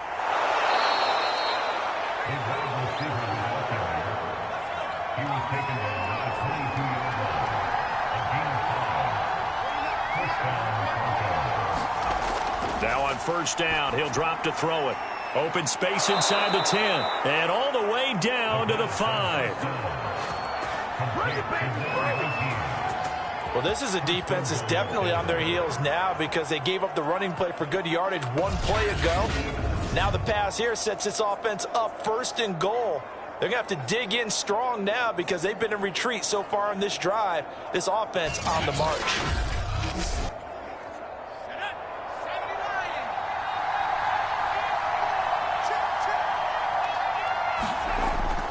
They'll try and run. This is Williams. And he is into the end zone for a Denver touchdown. Javonte Williams with touchdown number 8 on the year. And the Broncos have taken the lead. A solid blocking up front from the guys on the offensive line allowed him to get in for the touchdown. Yeah, some might say that the guys on the offensive line were in concert. I used to have a coach who called it marrying up. Meaning, when you get on a guy, you just stay right there, and each guy has his own assignment. That allowed the runner to make the big move towards the end zone. On here, Brandon McManus for the point after. And this is up and good to make it 7-3. So that drive, 4 plays. And it was capped off by a Javonte Williams touchdown. After the touchdown, here's McManus now to kick it away. Taking it about the 1. And he'll be tackled just shy of the 25.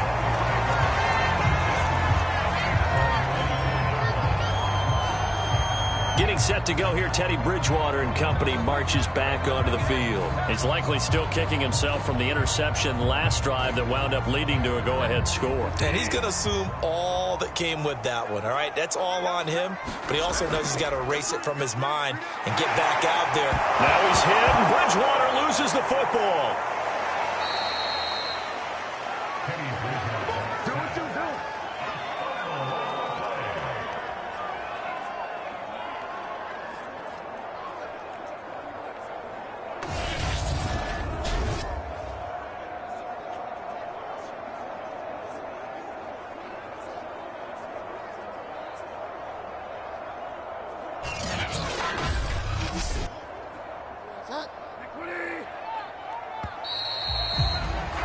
After 7-3 the score on EA Sports.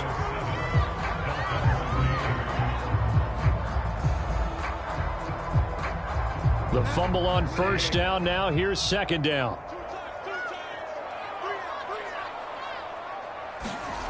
Now Bridgewater. That's to Waddle on the quick slant. And he's taken down but able to slip across the 35. Some think the teams really won't throw a slant route unless you have a receiver that has a lot of stature to him. But sometimes the little guys, they get lost in there. People can't really locate them, and they run that quick cut on the slant, and oftentimes they can turn it into big plays. And he puts his head down and gets up to the 42 for a gain of about 6. Now, Brandon, that's the way you want to run the football. There should almost be quote bubbles about the offense right now. Bam, boom, biff. That's how they feel good about moving the football.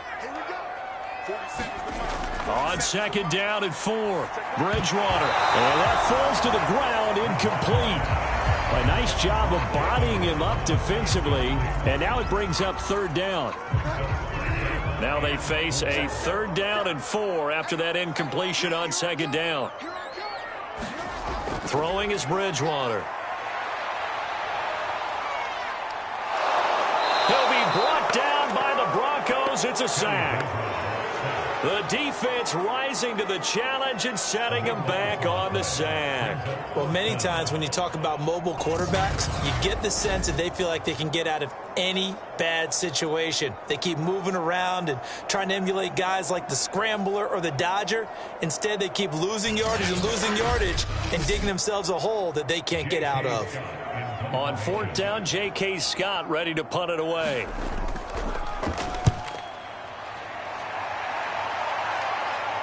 Fair catch called for and taken right near the 30-yard line. 36 yards on the punt with no return. And the Broncos take over, 1st down and 10. So here are the Broncos to take over on offense. They were losers to Kansas City a week ago, but they are out in front right now.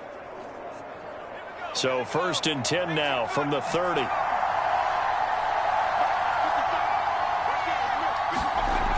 Looking to throw.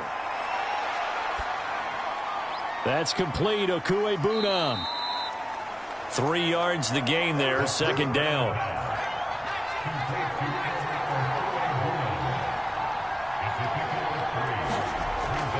From the gun, it's a run for Williams. And he is met quickly in the backfield. Down he goes, folded like a lawn chair. Now they're staring at a 3rd and 8. That last play, backwards a yard. That's a play to take note of there for the defense. I think in the future, if you're going to try and block him, maybe you get a guard to help double team him and try and steer him out of the play. They should have done it on that snap.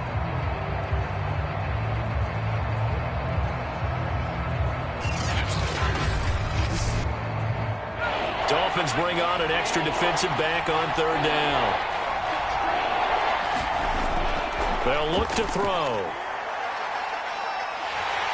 Oh, the ball comes out on the hit, but they'll say it's incomplete. Well, we always talk about how you've got to be quick when you go through your progressions, and here's another prime example. Trying to look downfield, he was standing in the pocket, but just couldn't find anyone open, could he? No, not enough time. They hit him and forced that incompletion. Here's Sam Martin now, as he'll punt it away for the 2nd time. His first punt, 48 yards. This one looks equally as good.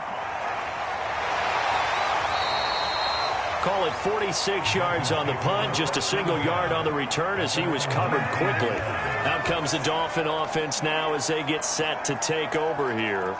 They punted last time they had it. What steps, Charles, you think they have to take to make sure they don't do that again? Well, let's just go to the football 101, the trade expression 101.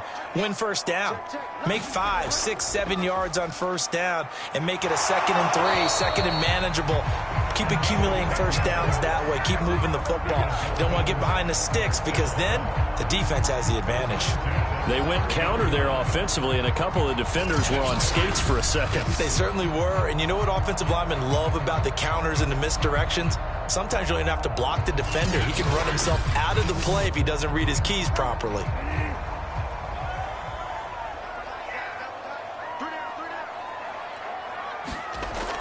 Right back to him on 1st down. And he'll maneuver his way forward for about 4. 2nd and 6.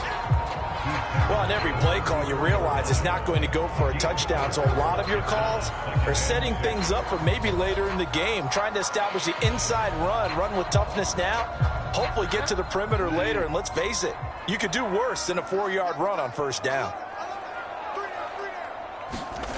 To throw on 2nd and 6. Bridgewater. He's got long. His tight end complete.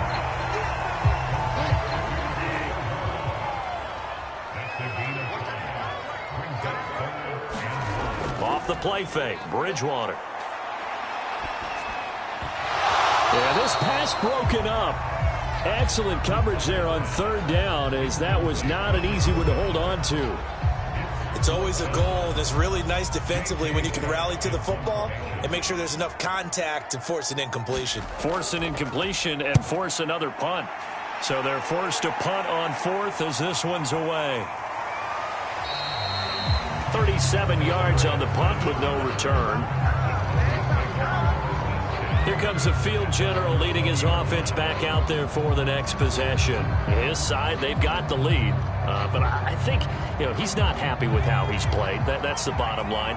But how many adjustments need to be made when, bottom line, you're winning? Yeah, you're just trying to play better for yourself, because if you do, then you've got a chance to increase your lead and your team will play better. Look, when you fight your internal battle as a quarterback and you're not playing as well as you want to, just fall back on the old cliche. There's no I in team, but there's definitely one in win. Look at that. Davis, yeah, no I in team, but he'll see if he can pick himself up a little bit here on this drive. Back to throw. He'll get that complete to Albert O. Yeah, that's good for a gain of 6, and it'll be 2nd and 12. A give to Williams, running right. Oh, he shifts past him. And able to break one tackle, but then quickly brought down for a nice little gain.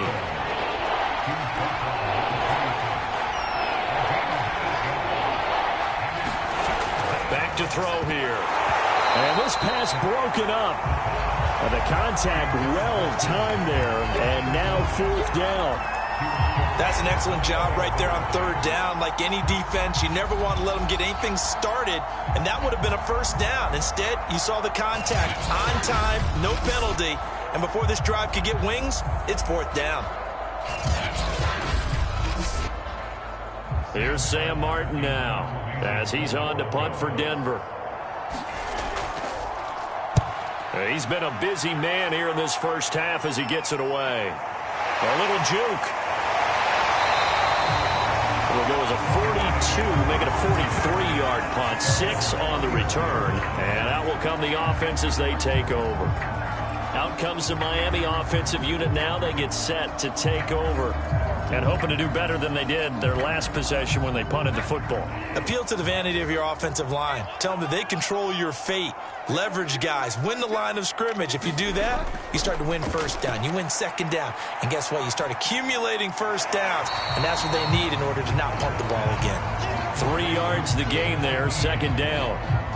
Boy, the evolution of the game and how these guys in plays like that can get out of the pocket, keep plays alive, it just makes things so much harder for defenses. It really does, and we're talking about an era in the game where the quarterbacks are the most athletically gifted that we've seen in a bunch. I mean, when you talk about collectively, it's unbelievable. So their ability to move is practiced now. It's not necessarily, oh, he just took off and you guys figure it out. When he takes off, everyone knows where to go now. They know how to run routes, change things, make themselves presentable for the quarterback. It's a lot of time that they put in on it. It's not just your static 1, 2, 3. This is where the ball goes anymore.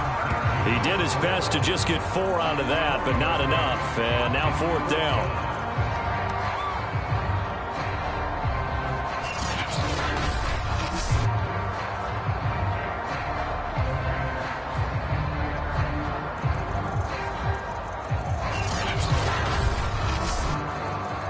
Here's J.K. Scott now as he's on to punt for Miami.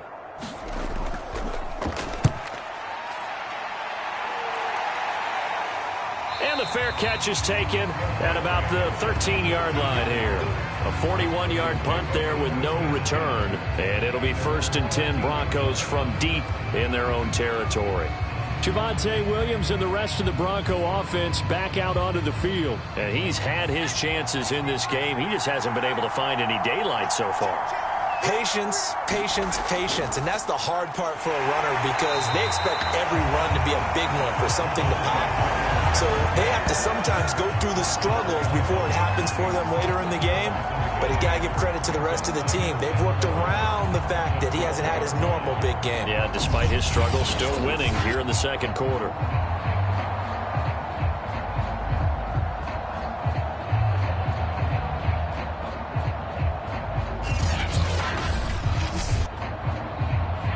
Two minutes to play in this first half. 7-3, our score. A reminder, coming up at halftime, we'll send you up to Orlando. Jonathan Coachman is there, and he'll have stats and scores from a busy Sunday in the NFL. A throw over the middle, taken in. And they'll get him down here at the 23.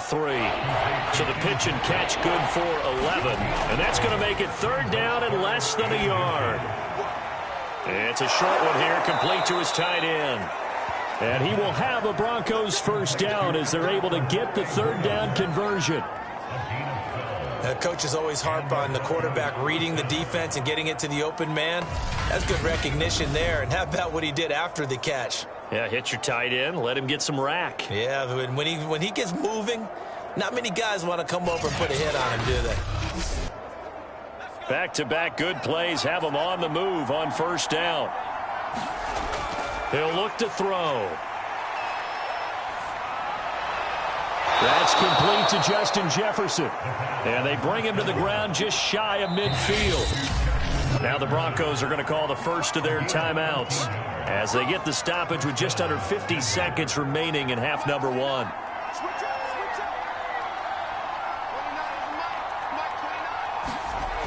Again, he'll drop to throw. Got a man over the middle. It's Williams. Now the Broncos going to use the second of their timeouts as they'll stop it with just over 40 seconds to go in the first half.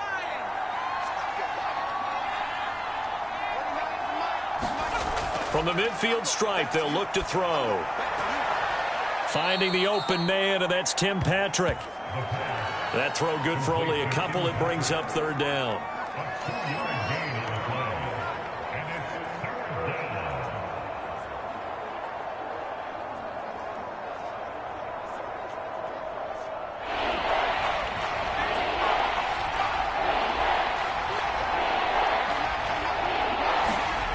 Back to throw again. And they're going to mark him down short, maybe by about a yard, if that. The completion good for only 6, and that'll bring up fourth.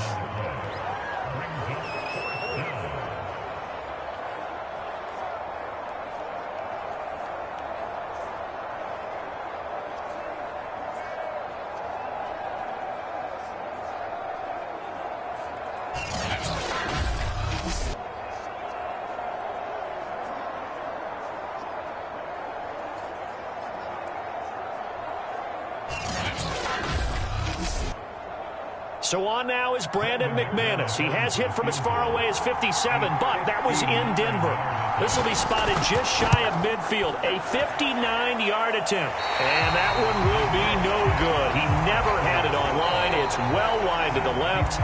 So we've reached intermission here in a low-scoring game. 7-3 is our score. As we send you up to Orlando to check in with Jonathan Coachman at our EA Sports Halftime Report. Okay, Brandon, thanks very much. A lot to get to here as some of the division races starting to take shape as we look around the NFL here in week number 7.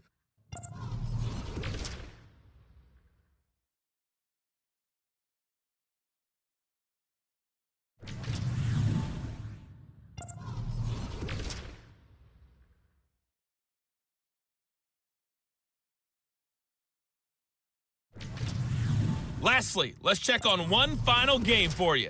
And you can see they are scoreless as they play the second quarter. Meanwhile, in our game, not a lot of offense to go around. 7-3 is our score. Will we see things open up in the second half? To find out, we get it back to our guys in the booth, Brandon Gott and Charles Davis. All right, Coach, thanks. Yeah, both teams likely to make some changes in what's been a closely fought battle to this point. And Patterson not going to return this. It'll come out to the 25. Here comes the Broncos offensive unit here as they'll have it first to begin this third quarter. We have not seen much on offense here from either side these last few drives. We've hit a wall, so to speak. And have hit it hard, haven't we? Because the defenses right now, they seem to be a step ahead, don't they? Beating them to the point of attack, beating them to the punch. These offensive guys, they're tinkering like crazy. What's it going to take to get back on track? Yeah, both sides searching for adjustments. Williams going to get it again on second down. Williams is going to have the first down and a little more. And all the way up to the 45-yard line. Sometimes it's hard to believe, but there are times this game is about patience, isn't it? Has had the game he expected, but that run there, that may get him going. I was just going to say, maybe that gives him a little juice, because you're right, he struggled, especially in that first half. Yeah, and I know the great ones always think to themselves, just hang in there. I'm just one big carry away from busting this open. That's a good start for him. They'll look to throw now on first down. They'll get this to Hamler over the middle. 7 yards, the pickup there.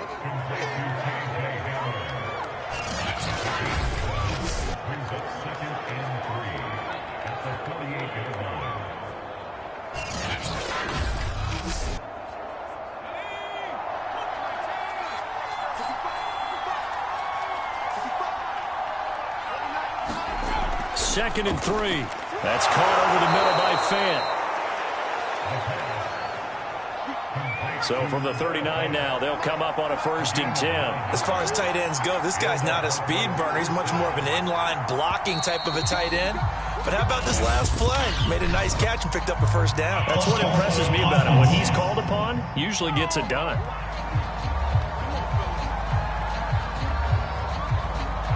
A false start backs him up 5, 1st and 15. Following the penalty, it's Williams. It's a 5-yard pickup, so essentially they get the penalty yardage back, and it's back to 2nd and 10. Now back to throw. A hit as he throws there, incomplete. They had the incomplete pass on 2nd down. Now they need a big play here, 3rd and 10.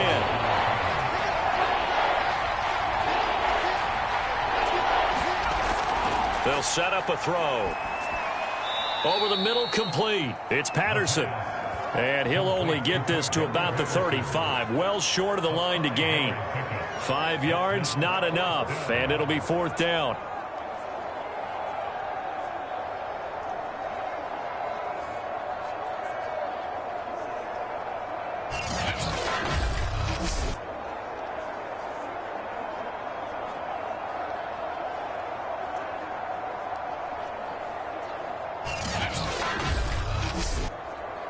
So out comes a field goal team now for the 2nd time here today. It'll be spotted on the right hash. A 52-yard attempt. It's on target, but it's no good. He had it on line, but it came up just shy of the crossbar. And this score will stay right where it is.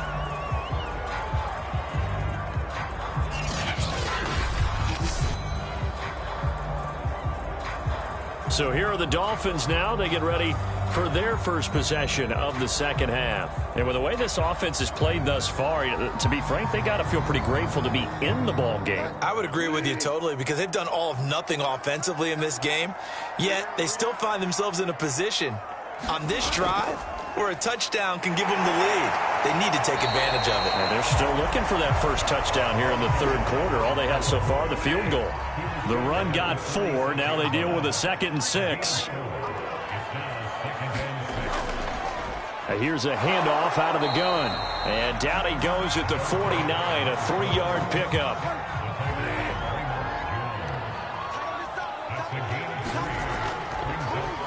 On 3rd down, they'll try and pick it up with a counter. And he's able to get this one down to the 40-yard line. 55 rushing yards rushing for him now on what was his 10th carry of the ball game. And they really needed to get something going, didn't they? They had punted on the last 2 possessions. The running game starting to come to the front for them, providing a nice pickup there to keep this drive going.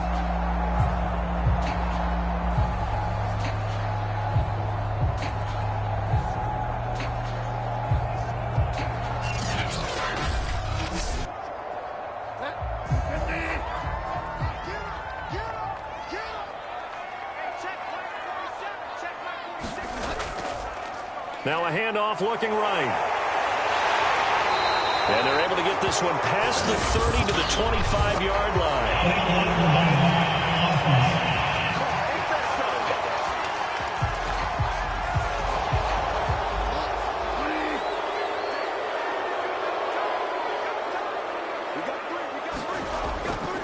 Handoff comes to Anderson. And down right around the 32-yard line, 4 yards on the pickup.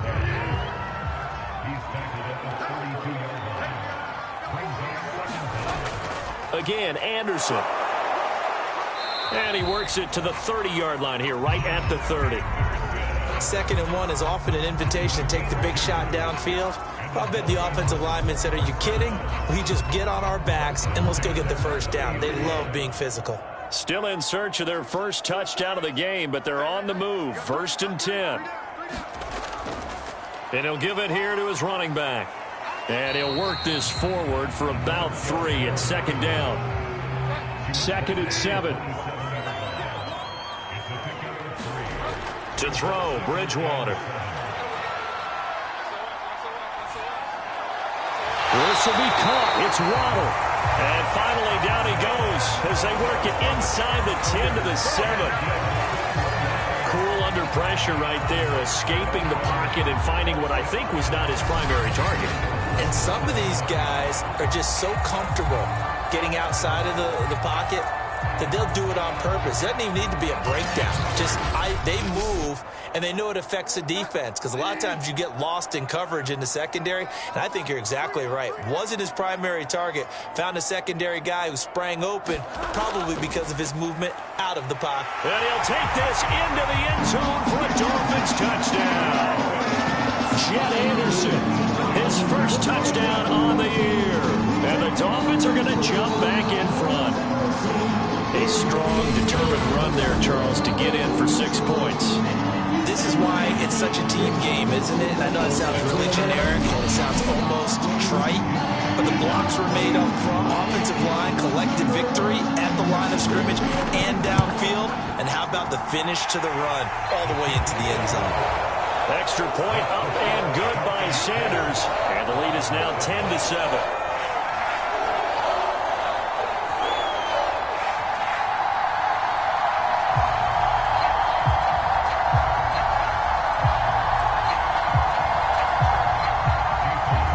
The touchdown, ready to kick it away is Sanders. Cordero Patterson to return it, bringing it out of the end zone. And he'll be stopped right around where he would have been had he gone down to a knee, maybe a yard shy of there at the 24. And the football going back over to the Denver Broncos. And last time out, another missed field goal, so maybe their confidence wavering a little bit right now in the kicking game. And I'm with you on that. I think at this stage, they'd love to not run him back out there in a tough situation. But let's face it, they may have to. So right now, the head coach is talking to the offense coordinator and saying, call this game like we're going to put it in the end zone. Let's try and take the field goal out of it. 3 yards the gain there, second down. How about the timing on that one? Boy, they were in sync, weren't they? 3-step drop, balls out of his hands, right to the tight end. Nice completion, just like they do it in practice.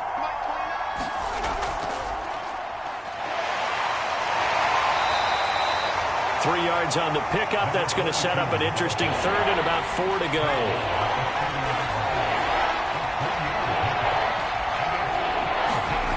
He'll drop to throw. Open man, there is Patterson, complete. And he will have a Broncos first down as they're able to get the third down conversion. It's a nice job hitting him on the angle route there. Come out the backfield, cutting sharply across the middle. And that's good timing between the quarterback and his receiver. Effective third down play to move the chains.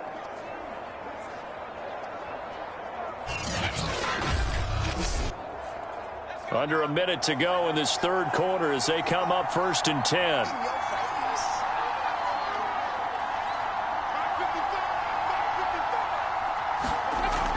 They'll look to throw here. Complete. Jefferson the target. And he'll be taken down, but not before he works it past the 50.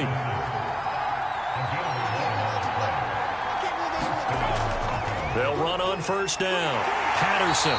And he'll lose yardage here. Back at the 47. He'll lose a yard there, and it's 2nd and 11.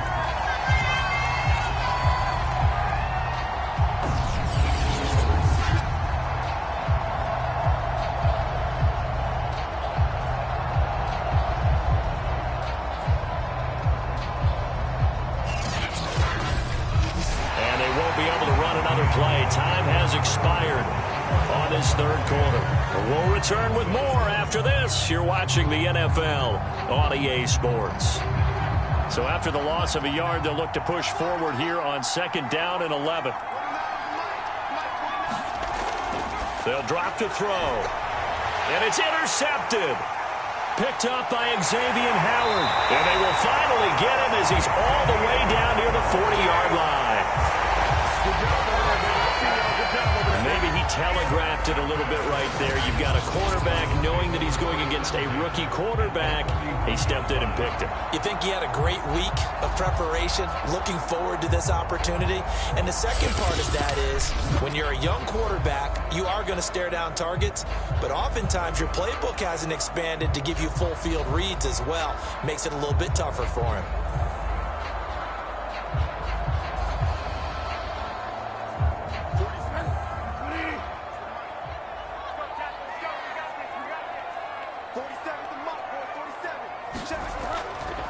hands it off out of the gun. The tackle made there by Linval Joseph. 5 yards remain on second down.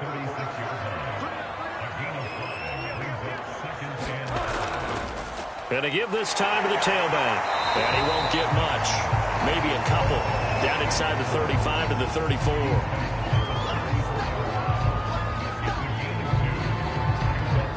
The Dolphins on third down. Just 1 for 5 to this point. This time it's 3rd and 3. Now a handoff here to his running back. And he won't be close to a first down as he runs into a wall right around the line of scrimmage. No gain on the play there, and it'll bring up 4th down. I know the scouting report on him is that he doesn't possess the eye discipline to be an elite linebacker, and what that means is his ability to read, react, and make a play. But on that one, he looked like one of those guys.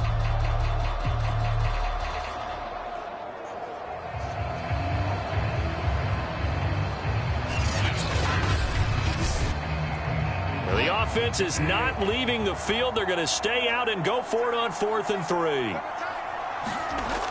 Running for it. Here's Anderson. And he won't get there. They stop him a few yards short of the line to gain. The Dolphins can't convert on 4th down. And the Broncos will take over on downs.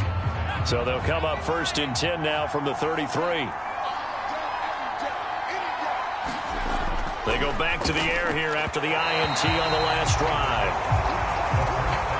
He shook his head right when he released that throw. He knew it was going to be a little off target. Yeah, the excitement got him on that one. Wasn't able to control the fact the receiver was open, and it would have been an easy. The Dolphins get there this time, and they bring him down.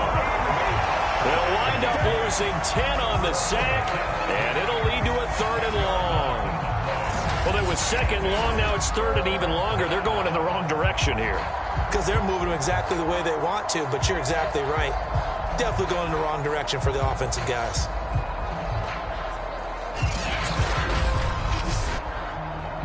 The Broncos on 3rd down, lacking much success, just 2 for 7 to this point. This will be 3rd and a mile.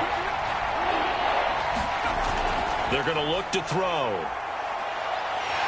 Under pressure, they got him again.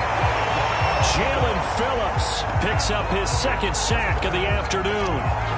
Well, this is what happens when you get behind the chains, as people like to say, when you have obvious passing situations. Hard to vary it up and fool a defense. And you hate those situations if you're an O-lineman, right? Oh, without a doubt, because you just know they're coming, and you never know exactly how. They can be exotic in their blitzes, or their athletic ability just takes over.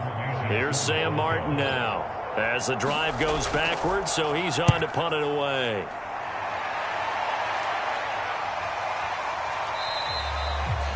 So a change of possession here on the punt. And the offense will take over with a new set of downs.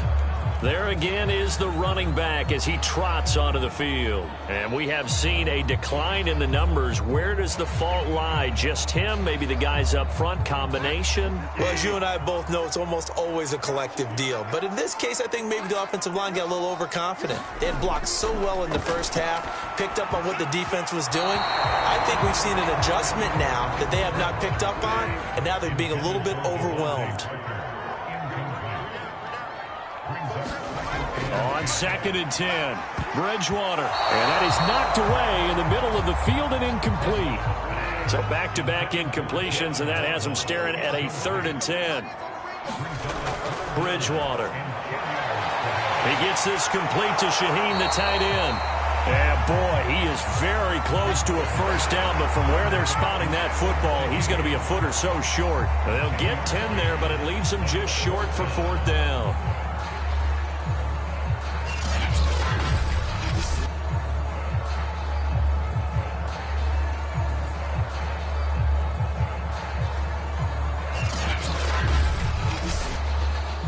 Here's J.K. Scott now, as he'll punt it away for the 4th time today.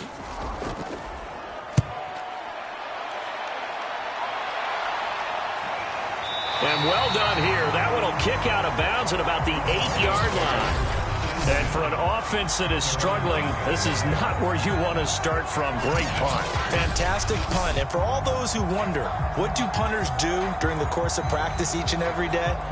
The best ones do what we just saw there. Work on positioning the football and helping their team.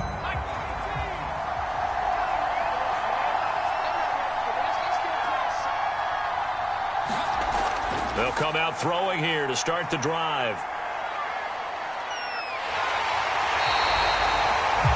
Christian Wilkins.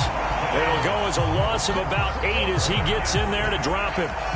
Now this is where field awareness comes into play. He's getting perilously close to his own goal line, and after that sack, backed up to his own 2.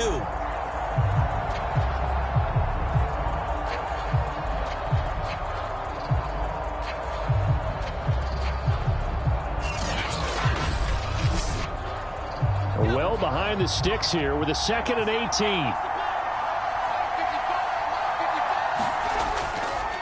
Now a handoff. Here's Williams. And he'll get this up to the 4 right about there, and that's about it. The Broncos on 3rd down. They've struggled to the tune of 2 for 8 so far. This is 3rd and 14. They run it again with Williams. And he'll take this forward only up to about the 7.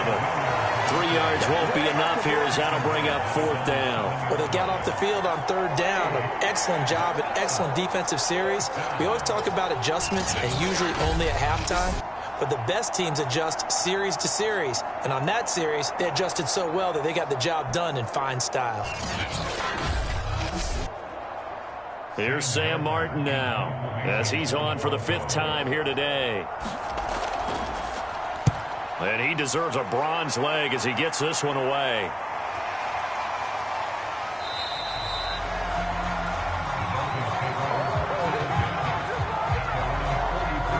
The Dolphins offense now ready to go back out onto the field. They're holding on right now to that slim advantage in a 1-score game. And you hear a lot about 2-minute offense and 4-minute offense. Obviously, the 4-minute offense applies here. How do they run that effectively? Yeah, really what the 4-minute offense is you're just trying to grind the clock. So you want consistent gains, steady gains. Doesn't have to be big plays, but it has to be plays that gets first downs and keeps the ball away from your opponent. But certainly throwing the ball is in the mix here. It certainly is. Just make sure that you're careful with it. And again, get those first downs, keep possession of the football. Looking to throw again on 2nd down. Bridgewater. And his throw's going to be incomplete. The Dolphins on 3rd down. It's been a problem. Just 1 for 7 thus far. This will be 3rd and 6. Play fake. Bridgewater. He's going to launch this thing way downfield. And he bats it away, and it falls down incomplete. Has to be a little bit of frustration there. Back-to-back incompletions. Receivers blanketed on both attempts, this time on 3rd down. Here's J.K. Scott now as he's on to punt for Miami. This is away, but boy, headed straight for the sidelines. And this punt will go out of bounds. I think it'll be inside the 25, and it will. Right at the 24-yard line is where they'll spot it. Denver's offense ready to go again. Their defense accomplished step 1 of the mission. They forced the punt. Now they'll look to erase that deficit and take a 4th quarter lead.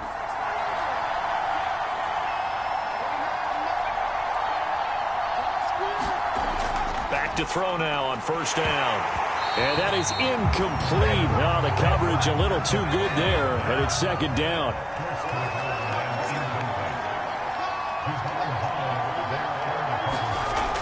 He'll try again with the arm here on 2nd down. And he comes back with 1 complete. They get 6. That'll leave them with 3rd and 4. He'll look to throw. Got his man complete over the middle. That's Brady. And he will have a Broncos 1st down as they're able to get the 3rd down conversion. Well, a lot of times when you get a manageable 3rd down situation like this, you have to think about your tight end, and he comes through for him, picking up the 1st down.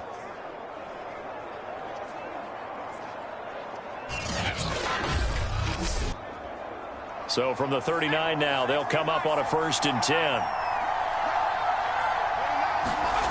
They'll stick with the passing game as he looks to throw. And that nearly a turnover, but it's incomplete. Oh, fortunate to retain possession there, and it's 2nd down. I guess they're in a situation now, fourth quarter, where they're forced to take some chances, but I don't know that that was the type of a chance you want to take. And that one could very easily have been intercepted. And if it does get picked off, that could possibly seal this one. They'll look to throw again. He'll get this one to Patrick. And getting this just shy of midfield, they'll spot it at the 49. 3 points separating these two sides with 2 minutes left to go in the fourth. So it's Bronco football as we get you reset here. They come up on a 1st and 10, desperately needing a score here on what could be their final drive. Able to find Patterson. The Broncos in the hurry-up try to get to their positions and get set quickly. And this throw incomplete. Now the defender all over him that time, but it's going to lead to third down. They'll look to throw. Got a man complete. It's Hamler. First down now, but the clock continues to move. Back to throw. And going right back to Hamler. And inside the 20 before he's brought down. Counting down toward a minute to go in this football game. He's back to throw. His throw caught at about the 5. Only way to get the lead here, of course, with a touchdown. And that's what they're gunning for on 1st and goal. And he can't get a throw away. He's taken down. Now the Broncos are going to call the first of their timeouts, as they'll stop it with 25 ticks remaining on the clock. Work to be done here on 2nd and 16 after the sack. Now a 10th carry. Here's Williams. And he'll get it here to the 10-yard line. A lot of tired bodies on that field, but this is a big play, 3rd and goal. And a good rally to the football there, as it looks as if they're going to stop him a couple yards shy of the marker. So now with 6 seconds remaining, we get a timeout on the field. So on 4th down, out trots the kicker in a big spot here. So now with 6 seconds remaining, we get a timeout on the field.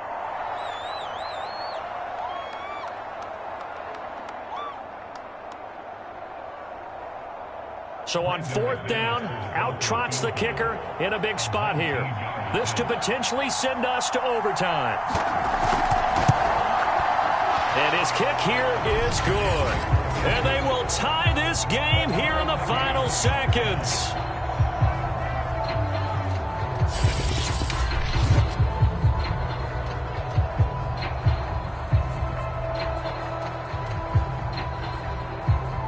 So a money kick there in the final seconds, and now, barring any hijinks on the kickoff here, partner, I think you and I, we're going to settle in for a little overtime. And I wouldn't have it any other way. This has been a dogfight all through regulation. No reason to think it won't continue in the extra period. First down, Miami, as they get set to start the drive. And he's going to be dropped following a pickup of 7 past the 30 to the 32. And we have free football overtime. Here we go, my friend. And the way this game played out, this is exactly how it should end, going to overtime, because neither one got an advantage today. And here in overtime, if the team that receives the ball scores a touchdown, it's over. If they don't, we can still have some more football. That's exactly right. If they go down and kick a field goal, the other team gets a possession to either match it or score a touchdown to win the ball game. If both teams kick field goals, the next team to score wins. But if the receiving team throws a pick six or fumbles the ball and gets picked up by the defense and they score, the game is over at that point. On the return, here's the dangerous Cordero Patterson.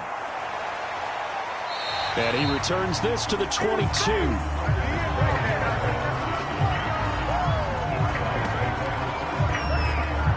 Here's the Denver offense now as they get set to take over here.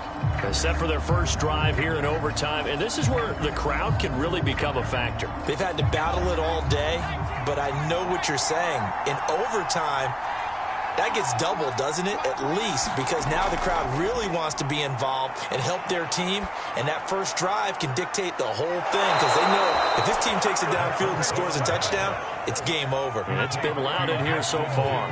So from the 36 now, 1st and 10. They'll set up to throw. And this is caught. I think he got that with one hand. Now a second down and 6.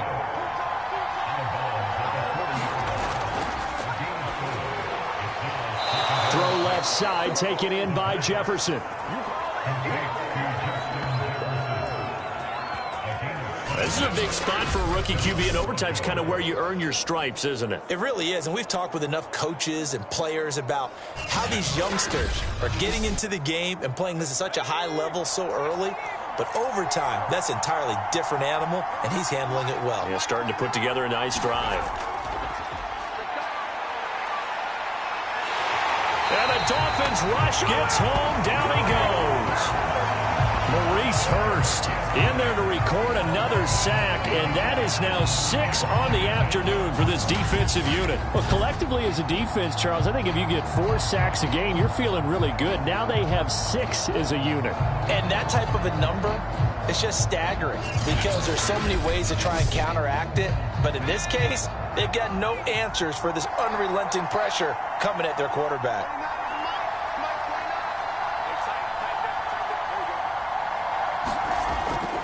Now they'll throw here out of the gun. A throw left side, hauled in by Hamler. In need of a 3rd and 10 conversion to keep this opening drive of OT alive. Looking to throw. Nowhere to go here. He lost the football.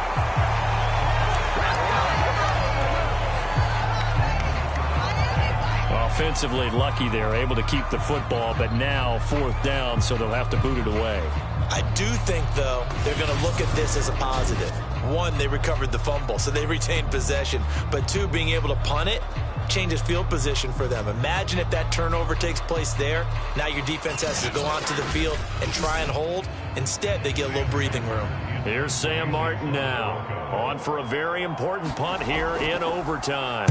He's averaging just under 50 yards a punt as he gets this away. Fielded just inside the 20. A nice return that time of about 14 yards. And it'll be Dolphin football. Miami set to take over. Their defense did its job, got the stop. All they need is 3, and this is over. Couldn't have done much else other than score themselves and end it. But they turned it back over to him, and now all they need is a field goal to win the game. An excellent job by the defense. Can the offense finish things off? And part 1 is done, now part 2. And he'll be pulled down, and now a late flag will come with it. And that's in the area of a face mask, I think.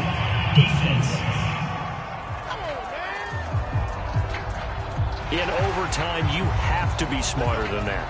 A personal foul just can't happen. Have to have poise. So the penalty yards marched off on the face mask. Here's 1st and 10. Now the first throw in overtime for Bridgewater. That's to Waddle on the quick slant. And he's going to get this down near the 20-yard line. And he'll give it here to his running back. And he'll work this forward for about 3 at 2nd down.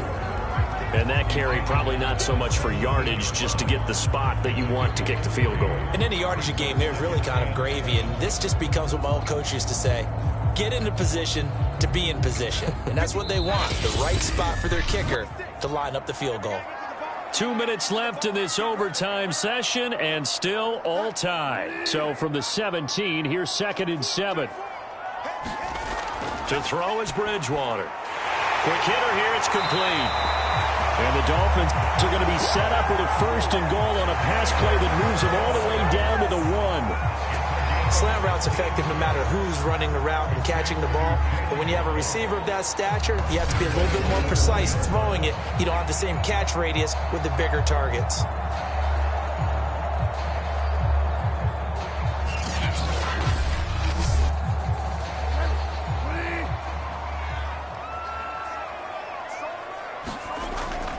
They'll try and run for it on 1st and goal. And this one will wind up with him losing yardage back to the 4-yard line. Call it a full 3 yards in the wrong direction there. Brings up second down. Brandon, I go ahead and kick it right now. I know it's only second down, but I kick it and give myself a little margin for error here. Don't wait for third. Have the extra down just in case. If something goes wrong, messed up snap, anything like that, you fall on it, guess what? It's third down. You still have the ball. You still have a chance to kick it.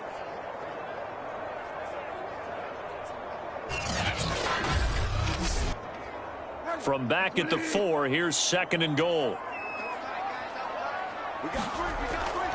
Now Carter. And he will push his way forward down to about the 3-yard line. And give him 2 yards officially, and now it'll be third and goal. All right, well, they didn't kick it on second down, now third and goal. You have to kick it here. Absolutely have to kick it, because if you get a bad snap, you fall on it, you got a chance to kick it again on fourth down. Let's say it gets blocked and it's behind the line of scrimmage. You fall on it, you get another chance at it. Give yourself that option. Give yourself that opening. They'll run here on third and goal. And that one going nowhere from the start as he's met in the backfield and goes backwards. Fourth down now after a loss of 2. That's a really alert defense there, because they saw the heavy look come in from the offense, countered it with extra linebackers who brought a little bit of speed and heft, and able to really make a big-time play for their defense. So the field goal unit is on the field as this is a big spot right here. And now the Broncos will burn another timeout here. They'll be down to just 1 remaining as we step aside here in overtime. So here we go. Maybe the biggest kick of the game forthcoming. From the right hash here, should be an easy one. And he got it! The kick is good in overtime. He's able to split the uprights. And the Dolphins have taken the lead.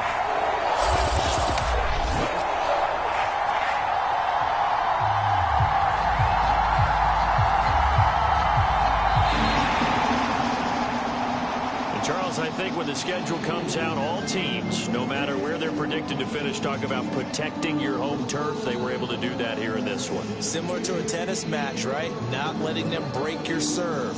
That way you hold on to it. They got it done, and they feel very good about that victory. So for Miami, their good start continues as they get their record up to 4-2. And they'll hit the road next week to take on the Buffalo Bills. Meanwhile, for the Broncos, they fall a game under the 500 mark at 3-4 through 7 games. And they will try to get back in the swing of things next week.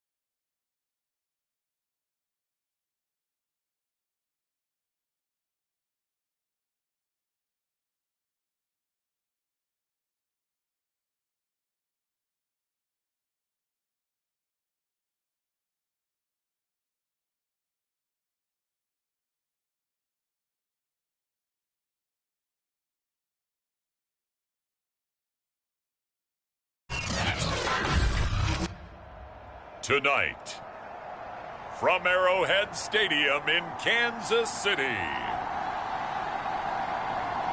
it's time for Monday Night Football on EA Sports. From one of the loudest venues in the National Football League, you get a look there at GEHA Field at Arrowhead Stadium here in Kansas City. Tonight we close out Week 7 with a good Monday night matchup between the Tampa Bay Buccaneers and the Kansas City Chiefs.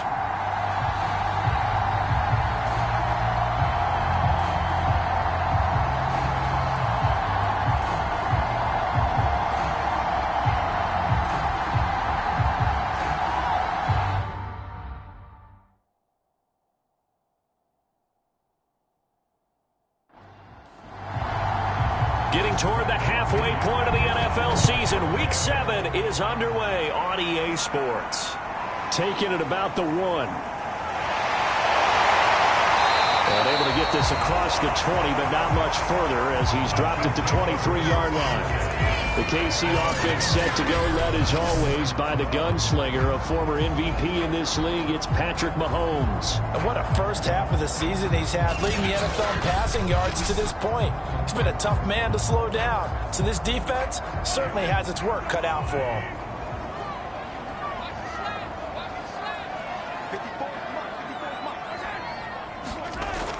A give to the tight end, Kelsey. And an early how do you do right there as they're going to bury him in the backfield. It'll go as a loss of a yard on the game's first play. Second down. I like the idea to mix it up from time to time because, let's face it, you can't be predictable. But the execution was a little lacking on this one, right? They might want to go back to the drawing board with that call.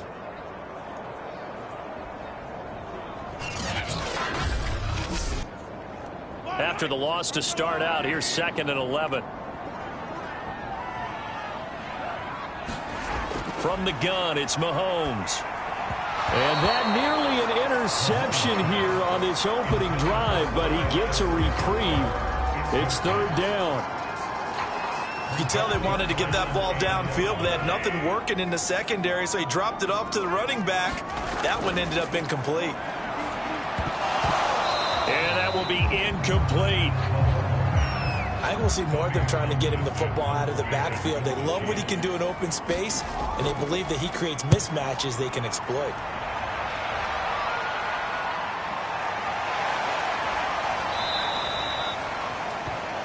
Call that a 46-yard punt with a net of 40 on the 6-yard return. And the Bucs will get ready to go on offense. Always fun to get a peek at Tom Brady as he gets in place to command this offense for Tampa Bay. And I think if you ask most folks to give you their first half MVP, very likely they're going to say it's this man right here. The NFL's leader in touchdown passes to this point in the season. Still 2 months to go. But if he can keep going to the pace he's at, this is going to be a dangerous team come January, and he could very well walk away with the MVP.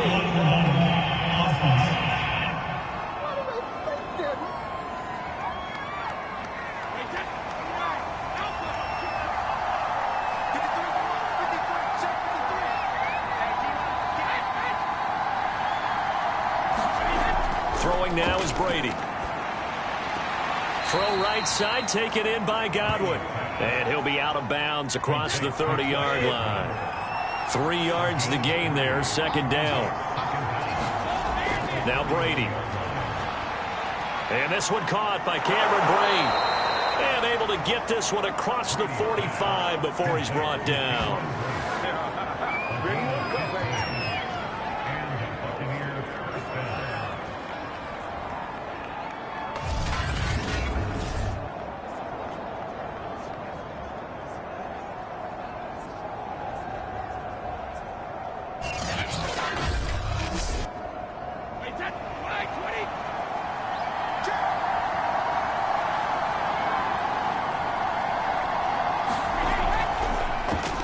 He gets this to Devontae Adams.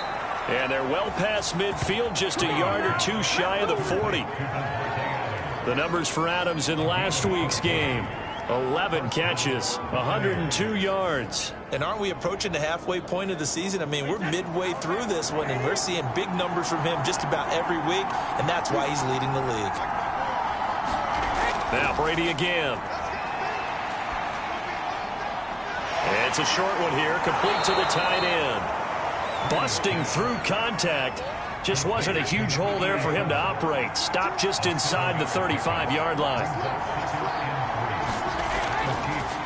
First carry now for Keyshawn Vaughn.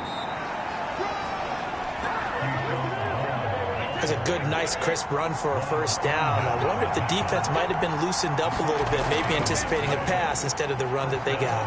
And he'll maneuver his way forward for about 4. 2nd and 6.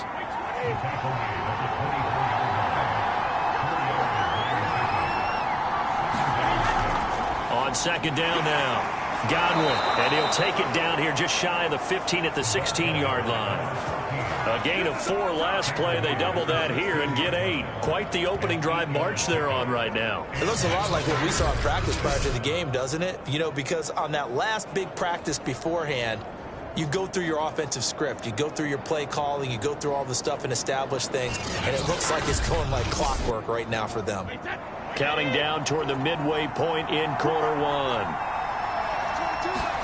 Into the red zone, it's Brady. Into heavy traffic, and it's intercepted.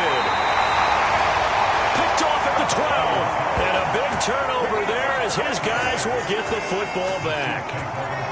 Charles, not only is that an interception, it's one when you were really knocking on the door for a touchdown inside the red zone. You're actually thinking points. No matter what, at worst, you're thinking kicking a field goal and getting 3. We might look back on this in the second half and say, you remember when they didn't get points on that drive? This could cost them. Kansas City taking the field for their second drive. And they are right at the 500 mark on the year and got there with a victory a week ago. And I think right now I put myself in the shoes of the head coach and say, all right, time to reset a little bit. And I don't give my team a win one for the Gipper speech, but I do say, look, we haven't played our best football yet, but we are at 500 and we're still in it. Let's try and string a few of these victories together, and we're capable of doing so. Second down, back to Edwards-Helaire. And he's going to get this one across the 30-yard line. Charles, they won last week despite him not running the ball well. They told us need to get him going. Runs like that help. And they talked to us about leaning on him because, as you noted, last week they didn't have to. Still won the ball game. They leaned on other people to give them the yardage that they needed, but they really want him to be that guy, and that's what they're doing early in this game. 1st and 10, it's Edwards-Helaire with it. And he is met at the line of scrimmage, and he goes down right there. Levante David in on the tackle. All right, quick observation, Brandon, because early on in this game, I'm seeing linebackers put up their noses close to the line of scrimmage. And my guess is the wheels are turning on that other sideline. As a play caller, you're filing that away right now, aren't you? Yeah, you're trying to find that opportunity later on when you can play action them or stick something to them between the 2nd and the 3rd level. And that's going to be incomplete. Good effort there, trying to take a shot, but it's 3rd down. Mecole Hardman, the intended target. Throwing is Mahomes on 3rd. That ball nearly intercepted, but he could not hang on. Oh, pick there certainly would have been nice. Instead, at least it'll be 4th down. That looks like it's going to be 2 empty possessions now to start this football game. I think they're going to have to sit down and talk about what worked for them last week in their win. Sometimes you over-game plan, overthink things. Get back to what works. That'll be a 43-yard punt, just a single yard on the return. And possession will switch hands, 1st and 10. Brady going to bring the Bucs up with a 1st and 10 at their own 22. Trying to shake off the interception. He'll look to throw. It's caught. It's Miller. And he'll be upended here after a pickup of 3, getting it out to the 25. On 2nd down, it's Vaughn. And he's able to get out to the 32, brought down there. From the 32 now, here's 1st and 10. Working from the gun, it's Brady. This one swung out to Vaughn. And the ball pops out. Vaughn fumbled it. And it's picked up by the Chiefs. And he has brought this one back. A fumble recovery for a Chiefs touchdown. Huge play by the defense, not only to force the fumble, obviously, but to return it for a touchdown. And I know it's no fun for anyone who plays offense, but isn't it fun to see how a defense rallies when there's a fumble return and everyone tries to find someone to block and bring it all the way home? I always like their celebrations because they don't get there that often. No, they're not choreographed very well usually. Harrison Butker is on for the extra point.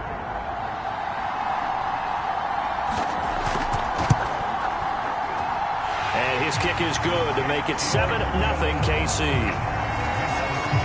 So not only the cough up, but then the pickup on the other side, the scoop, and the score the other way, the fumble return for a touchdown.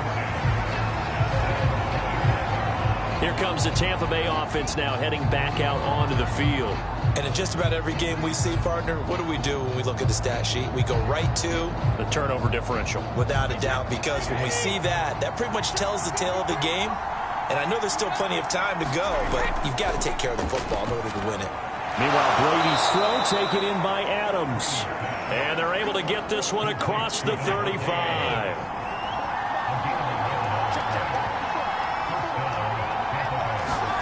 On play action, now Brady. Going deep this time for Miller. And this is caught right along the sideline. What a job of keeping the toes in bounds there. A big play that time for Tampa Bay. That's just flat out a beautiful throw right there. It was a rope. That's maybe the speed you would see on a slant, but he threw that downfield with that kind of pace. Now, if he throws that one with any type of arc, puts a little air under it, that play doesn't happen. He had to fire it in there, and he did exactly that. So after the big play, look at this, all the way down at the 15 now on 1st and 10. Brady gives this one to Vaughn. And able to surge forward for about 5 yards down to the 10. Ball sits on the 10, 2nd and 5.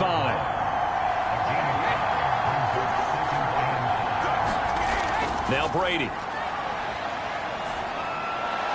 Touchdown! Davante Adams, his 9th touchdown of the season. And the Buccaneers are an extra point away from tying up this football game.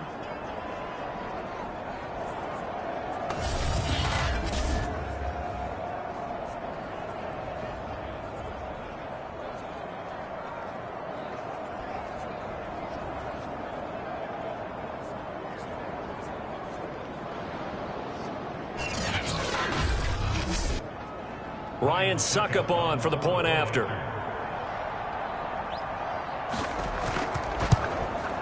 It's up and good. So these teams match touchdowns here in the first quarter, and we're tied 7-7. Just a 4-play drive that time. And it ends with a touchdown for the Bucs. So all even at 7 now as they kick it away.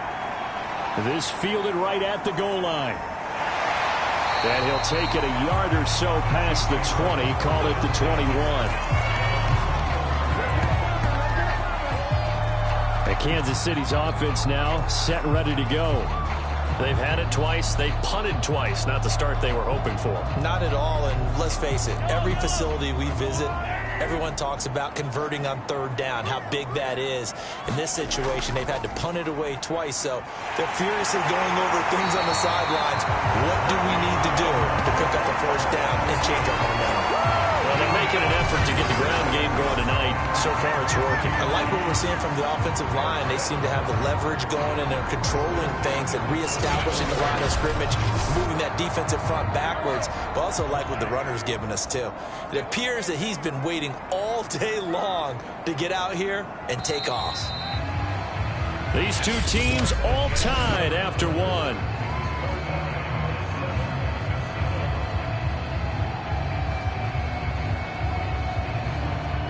From the 34 now, here's 1st and 10.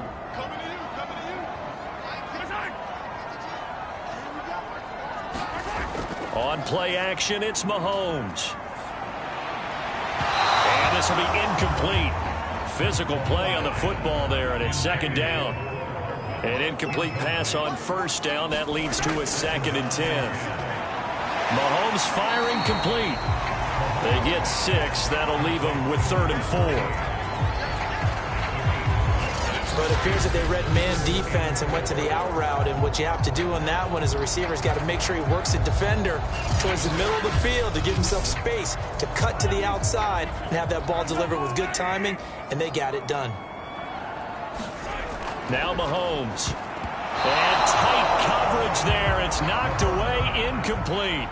Here's Tommy Townsend now, as he's on to punt for Kansas City.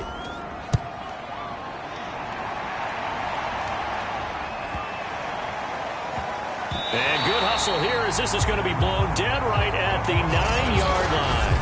I absolutely love the flexibility of these punters. Their leg drive, able to get it way up in the air, and that allows the punt team to get down there and down it inside the 10 because they've had some time. Back now comes Tampa Bay. The last possession, these guys were able to tie the game with a touchdown, and now they'll have a chance to move out in front. Yeah, let's give a big assist to the defense who got the ball back. The special teams went out there, handled things. They've got it. They've got momentum. I know they're eager to get out there and put it on display. 7 yards, the pickup there. That time they hit him out of the slot on the drag. And that route takes some fortitude from the guy running it because he knows he's going through the briar patches, I like to call it, right? He's trying to work his way through all that traffic and people wanting to put a little contact on it. Really well done.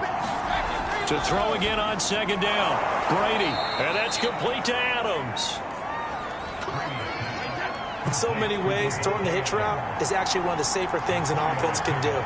Get the ball out to the receiver as fast as possible, hope he's got man-to-man coverage, and hope that his athleticism wins on the perimeter.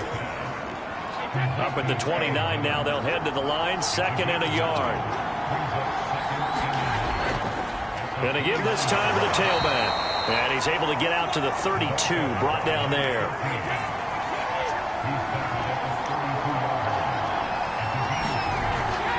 Running game working, they'll stick with it on 1st down. And the running lane's non-existent in this first half as they'll stop him behind the line. That's going to wind up a loss of a full 3 yards on 1st down.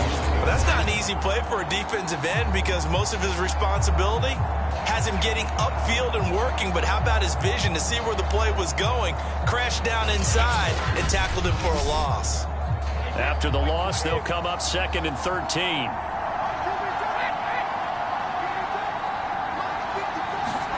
Shotgun now for Brady. It's complete. It's Miller. 4 yards on the completion, and it sets up a 3rd down.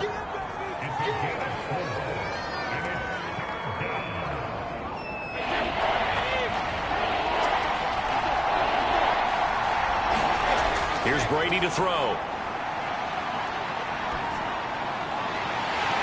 It's a short one here, complete to his tight end.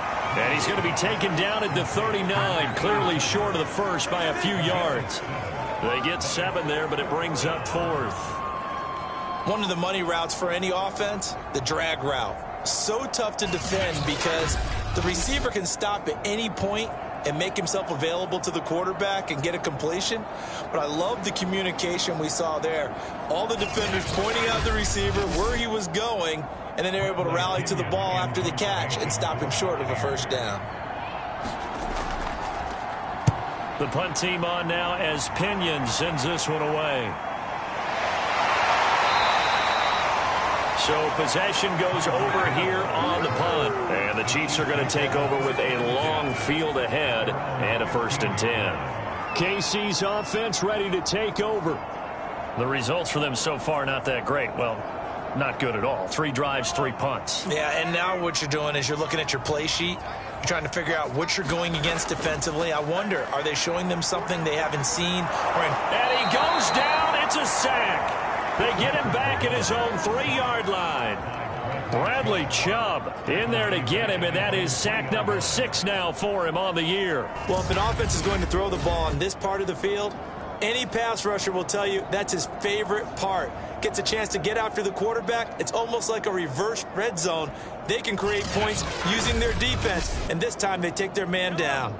Well, they're in some hot water now. After that sack, it's 2nd and 21. Edwards-Helaire as they run out of the gun. And able to break one tackle, but then quickly brought down for a nice little gain. The Chiefs on 3rd down. 0 for 3 to this point. They could use a conversion. This is 3rd and 14. And he takes a shot on the release as this will be incomplete. Putting pressure on the guy throwing the football is always good, but when you can couple that with contact on him that leads to an incompletion as we just saw there, that's winning football. Here's the Chiefs punter now as he's on to punt for the 4th time tonight.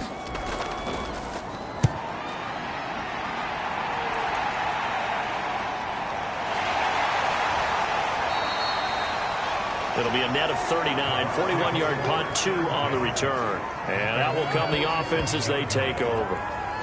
And Tampa Bay trots out there now.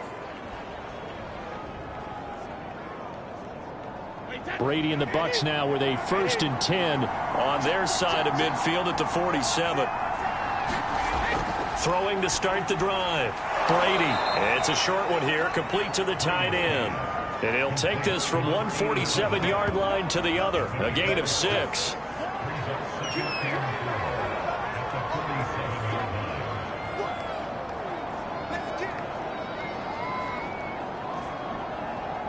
Four yards remain for 2nd down.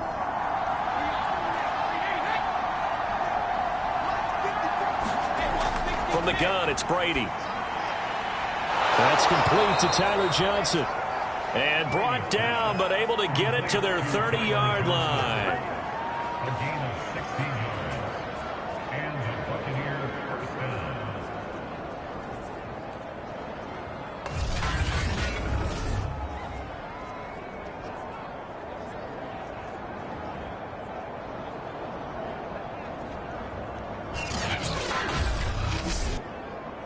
So 1st and 10 now from the 30. Brady. Over the middle, that's caught by Adams. And inside the 20 before he's brought down. So here's a 1st and 10 now down inside the 20. Now a handoff here to his running back. He'll get forward for 3 down to the 16-yard line. The passing game's been working quite well so far, but the running game's been a little bit of a struggle, and that's a surprise to me. Typically, when you can throw it, you've opened up lanes for your runners. The 2nd and 7 with our score tied at 7, but they're planning to change that soon. Only question, will they get 3 or 6 out of it? He's going to be sacked back at the 23-yard line. 1:58 left to play till we hit halftime. The sack backs him up, 3rd and long. Tough challenge for Brady and the Bucs. Looking to throw. Brady. And this pass broken up. Excellent coverage there on 3rd down, as that was not an easy one to hold on to. That's a good job there creating the contact to force the incompletion.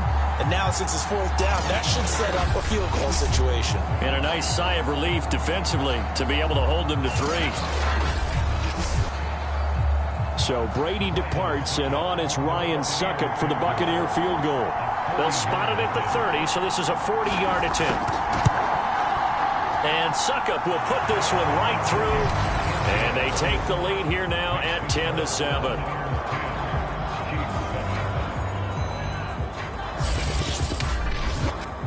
So that's a 7-play drive that ultimately stalls out there at the end. And things were a little leaky in the beginning on that drive, weren't they? But how about the front 7? As they got closer to their goal line, things stiffened a little bit, forced the field goal.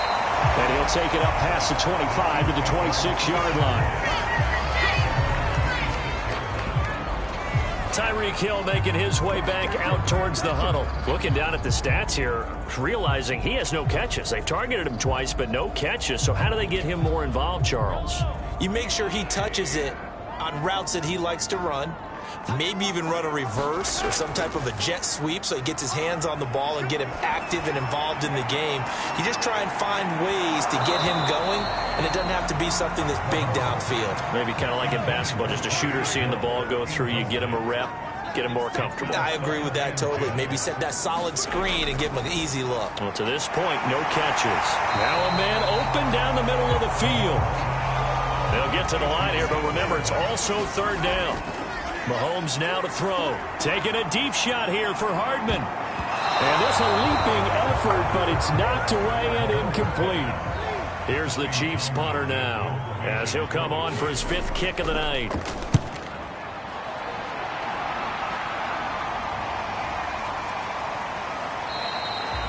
It'll be 37 yards there on the punt, and the offense will take over with a new set of downs. Getting set to go again as we look at the back, heading onto the field again. The passing game, they've had more success there than the running game. Maybe something they game plan for. How come they didn't tell us about it? Because they wanted to keep it a secret. We did ask, didn't we? But I think what happened in this one is they've realized that they've established the run pretty well, and teams are going to key on that. They thought they could open it up and have success through the air, and that's exactly what's going on. They've had success at least so far here in the second quarter. So mark off the yardage for roughing the passer. And I've seen this before. On a screen pass, not only are you rushing the passer, you're rushing him deeper than normal. And I think a little frustration kicks in at the end. You're going to hit him anyway when you shouldn't. After the incomplete pass, here now is 2nd and 10. Brady now to throw. And Blake, the tight end's got it. Now the Bucs going to use the first of their timeouts, as the stoppage will come with a little under a minute to go in this first half. A good chance this is 4-down territory if they're unable to convert. But right now looking at a 3rd and 3. To throw is Brady. Left side here, that's complete to Godwin. And he is going to have the Buccaneers first down. They needed 3. He doubled that. He got 6. The Bucs going to go ahead and use the second of their timeouts as they get the stoppage with a little over 50 seconds to go in the first half. Again, they'll throw with Brady. Johnson with a completion over the middle. And brought down, but not before they're inside the 25. Good strong throw and catch right there. And so far in this game, the alleys have been open for them to get completions, and they're taking advantage of it.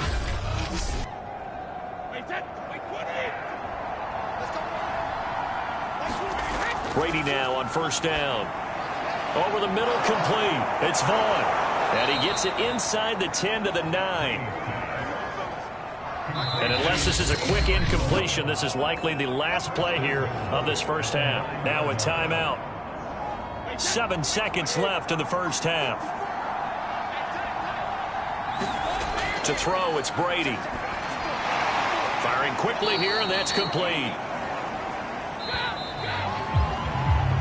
So we have reached halftime here with the visiting Buccaneers out on top. As we send you down to Orlando, where Jonathan Coachman has our EA Sports Halftime Report. Coach. Okay, Brandon, thanks very much. Welcome in, everyone, to our EA Sports Halftime Report. Let's get you caught up on what's going on around the NFL. We'll begin out in the windy city of Chicago, and that one is still scoreless as they play in the second quarter.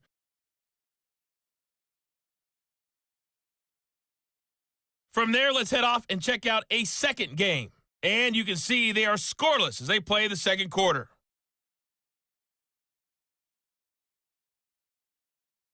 Lastly, let's check on one final game for you. And you can see they are scoreless as they play the second quarter.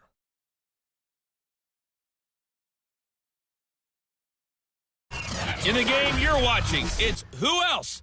Tom Brady with a strong first half. He's thrown for over 200 yards already, and his guys have the lead as well. As we get you back to Brandon Gaudin. Okay, Coach, adjustments likely going to play a big role in this third quarter in what's been a tight contest so far. This will be fielded inside the 5. And he won't quite make it to the 25.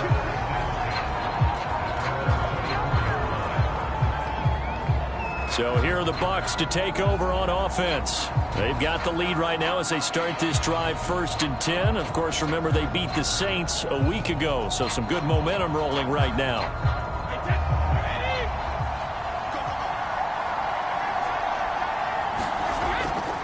They'll start the third quarter here on the ground. And he sneaks his way forward only for a couple here. Second down. I'd say they've got to find a way to get him going. He's such a big part of their offense. I wonder if they might throw it a little and come back to the run. Anything, because you're right. He's pretty much been completely neutralized. 2nd and 8 coming up.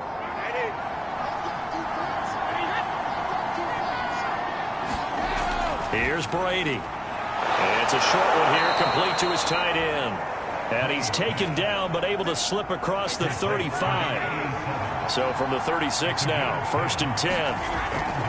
A run with Vaughn out of the gun. And he'll work this forward for about 3 at second down. Second and 6. No, scratch that. Second and 7.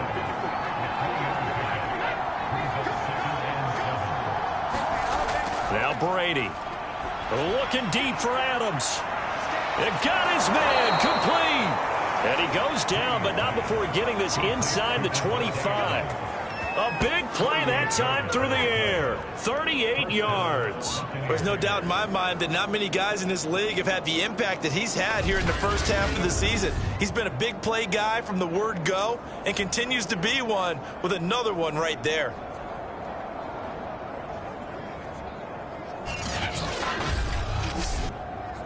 So the big play gets him all the way down to the outskirts of the red zone here for 1st and 10. Brady going to throw.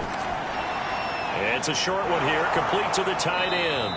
And down inside the 15 he goes. Here's a 1st and 10 at the 14-yard line. From the red zone now, they'll look to throw. And he's taken down at the 7 after a gain of 7.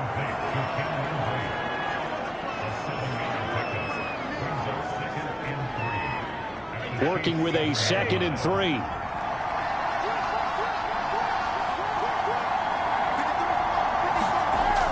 They'll stick with the passing game as he looks to throw. And it's intercepted at the goal line. It's the former Patriot Devin McCourty. And the Chiefs are going to take possession here. It's a touchback, and they'll take over at the 20-yard line. So it was a drive that had real promise here to begin the third quarter, but ultimately derailed by the INT. And that was the position you wanted to be in. Coming out to start this third quarter, get a nice drive going, looking for the end zone. Possibly got a little bit too greedy right there. Mahomes will lead the Chiefs up 1st and 10 at the 20. They'll try and start this drive in the air. And he'll go down at the 26 following a gain of 6. 2nd and 4.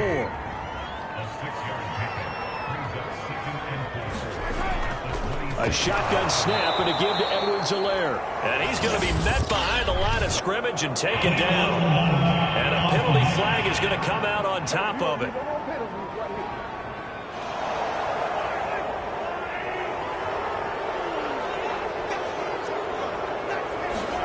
Looking to throw is Mahomes. Throw left side, taken in by Hill. So the completion good for 6 yards. And that'll make it 3rd down. Mahomes going to throw. Nowhere to go here. He lost the football. And it's picked up by the Buccaneers. And a costly turnover there as the ball will be spotted 1st and goal at the 5-yard line. He was under duress, surveying, trying to find somebody to get the ball out of his hands. In the meantime, the defense, they took it out of his hands. And when the ball snapped, I know exactly what the defense is thinking. Get a sack, put him on the ground. But when you can also knock the ball free while doing so, oh, there's the bonus for you as a defender. The defense gets him the ball via the turnover. Now can this offense cash in? 1st and goal. And he'll give it here to his running back. And he's into the end zone. Touchdown, Buccaneers. Chris Godwin, his 5th touchdown now on the year. And the Bucs capitalize on the short field as they take it in for 6.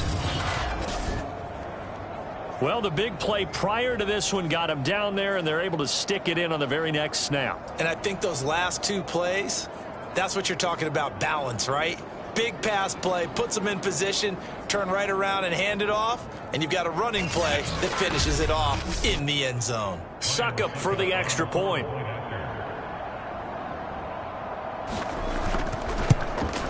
It's good to make it 17-7. A nice, tidy little drive there, getting the ball in excellent field position, and only 1 play to score it. And following the touchdown now, it's Bradley Pinion on to kick this one away. The return man down to a knee, and this will come out to the 25-yard line. The Chiefs offense ready to go again. And last time, not only the turnover, but that turned into 6 points. They got to make up for that here. We always hear about empty possessions. but some are worse than others. You can have an empty possession, punt the ball away, get yourself set to play defense, but when you turn it over, it changes momentum, and when they take it downfield and punch it in on you, that's a bad possession all the way around. Yeah, but you're hungry to get back out there, aren't you? You better be, because otherwise, it's going to be a long day for you.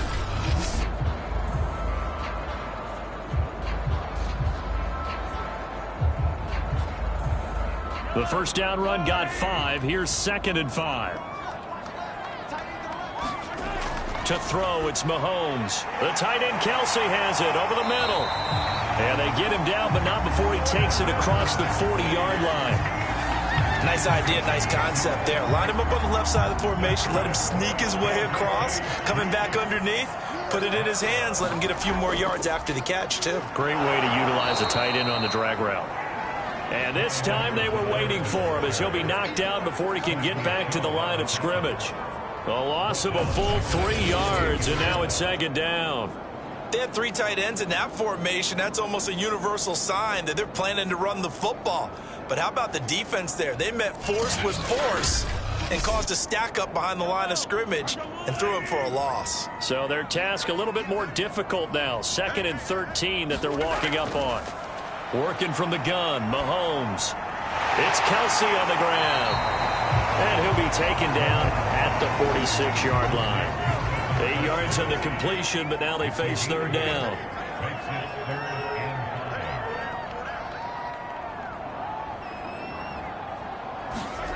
Here's Mahomes to throw. Oh, it was hit at the line of scrimmage and intercepted. Picked off at about the 31. And he's going to return it to the 21-yard line. Offensively, when you see cover 2, the thought has to go through the quarterback's head. Drive the football when making throws. It's not just the deep guys covering. It's the guys underneath you have to be careful of. Drive your throw. Otherwise, you see what results? Interceptions. And the Buccaneers getting ready to go as they take the field. Well, they've got to be saying, boy, thanks for this field position. Yeah, remember their last drive in which they scored a touchdown. That one also began in excellent field position, so let's see if they can capitalize a second time. And it's been like this all night long. Nowhere to run as they stop him behind the line. Sometimes that's a danger putting that jumbo set out there. You just get a lot of bodies massed in one location. You could wind up with 18, 20, maybe even all 22 in the box, and there's nowhere to run the football.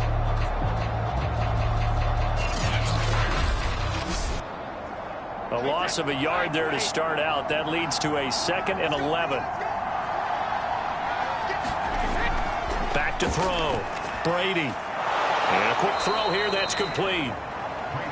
6 yards is the pickup, and that'll lead to a 3rd down. An ex-teammate used to tell me all the time, I hate experienced quarterbacks because no matter what, you really can't hide what you're doing. And I think that right there, he knew right away where the blitz was coming from, where his primary guy was going to be, and he ended up going to a secondary target for a nice game. I was just going to ask you, that wasn't the primary target. He's so good at that, isn't he? I think he knew right away that he wasn't going to get to his primary guy. I think he read that as soon as he got to the line of scrimmage, knew where the pressure was going to come from, and said, I know how to beat that, and that's what he did. Throughout his career, Tom Brady has made a living with the quick pass, hasn't he? How about that one? A little slant inside, and I think his arm's gotten stronger throughout his career, too. Yeah, you can just see one of many examples of why he's made more trips to the Super Bowl than any other quarterback. Footwork, intelligence, competitiveness, that's Tom Brady in a nutshell. They'll try and run for it on 1st and goal. And they'll get him down just shy of the goal line at about the 1. It's a gain of a couple, and it'll be 2nd and goal. 2nd down and goal. Brady, and he hauls it in for the Buccaneer touchdown. A great play there. His 2nd touchdown on the season. And the Bucs capitalize on the short field as they take it in for 6. And he is a reliable target. They like to get him involved. They got him involved there for the score. And they should. He's a very good player. Remember, they can use him in certain positions, so many different spots, and he usually comes through for them. Extra point try now for Succop. And that'll make this a 3-score game as the lead moves to 17. The drive summary that time, 5 plays. And it's all finished off with a touchdown by Tampa Bay.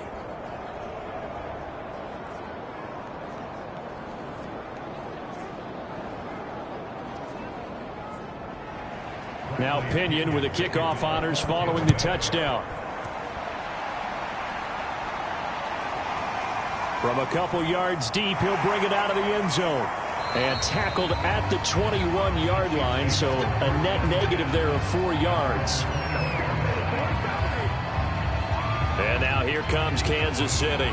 And here we are almost through 3 quarters of play, and this passing game still has not really found any kind of rhythm. Put it mildly, because they're not even over 100 yards yet. And in today's NFL, where it's a pass-first league, that is quite surprising. Not many teams patient enough to stick with the run. Everybody wants to advance the ball through the air. They've got to get their timing back. A gain of 6 there on first.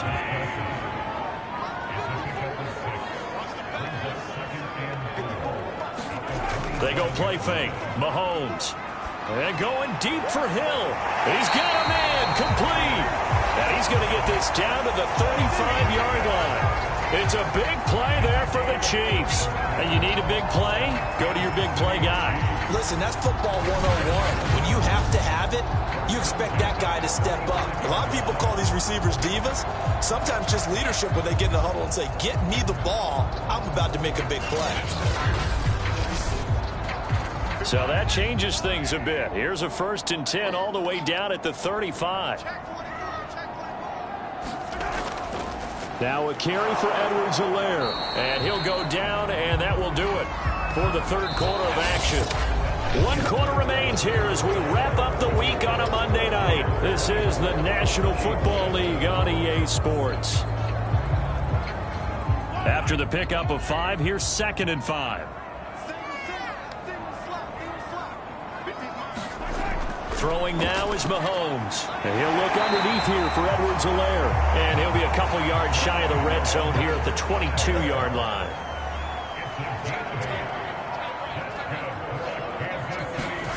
Mahomes now on 1st down. Now a swing pass. It's Edwards-Helaire. That's good. The completion there for 7 yards. And that'll make this a 2nd down.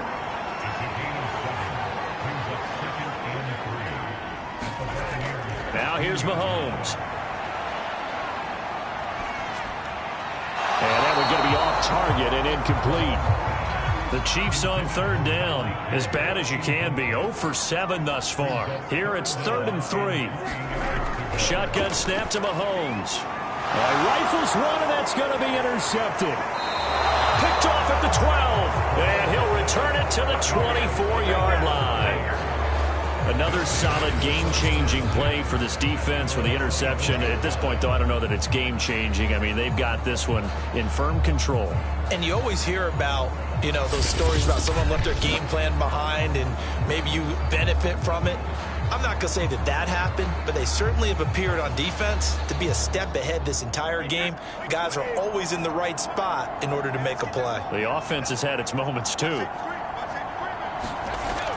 They start the drive with Vaughn. And he stopped immediately there. Officially nothing on that last run. They'll try again, 2nd and 10. From the gun, they'll try to run it. And this has been a recurring theme tonight for sure. Nowhere to run. Back to the line of scrimmage, that's all. No gain on the play there, so that doesn't help. Now they're looking up at a 3rd and 9 situation.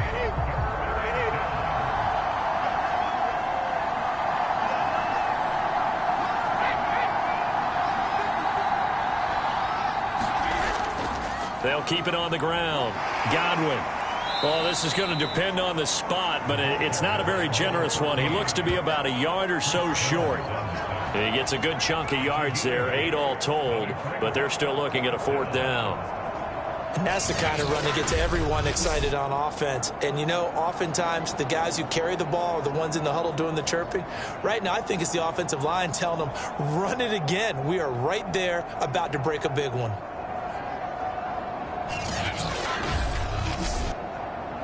Here's Bradley Pinion now, as he'll kick it away for the 2nd time.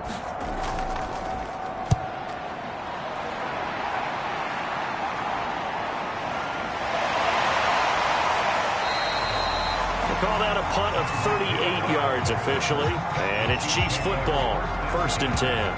Here's the Kansas City offense now as they get set to take over.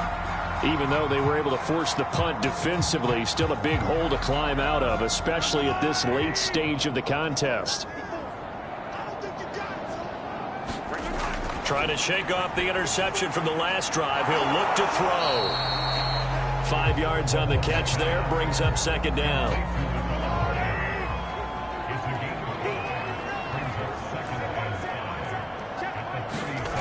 From the gun, it's Mahomes. Complete, the tight end Kelsey. And a 5-yard gain gets him to the 42.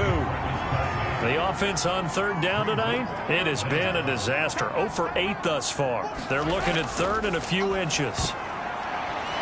That to his running back, Edwards-Helaire. And he will have a Chiefs 1st down as they're able to move the sticks with a gain of 4 on 3rd and inches. Pretty good location there on that throw. It really was, wasn't it? That was likely one where the receiver was either going to catch it or no one. Really good decision. And, boy, what a catch and move right there. And a tough spot to get it over the middle.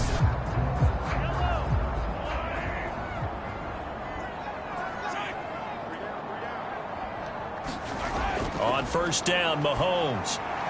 Open man is Hill. He's got it. 5 yards on the catch there, brings up 2nd down. From midfield, here's Mahomes.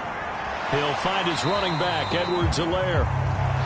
And he'll be taken down at the 44-yard line.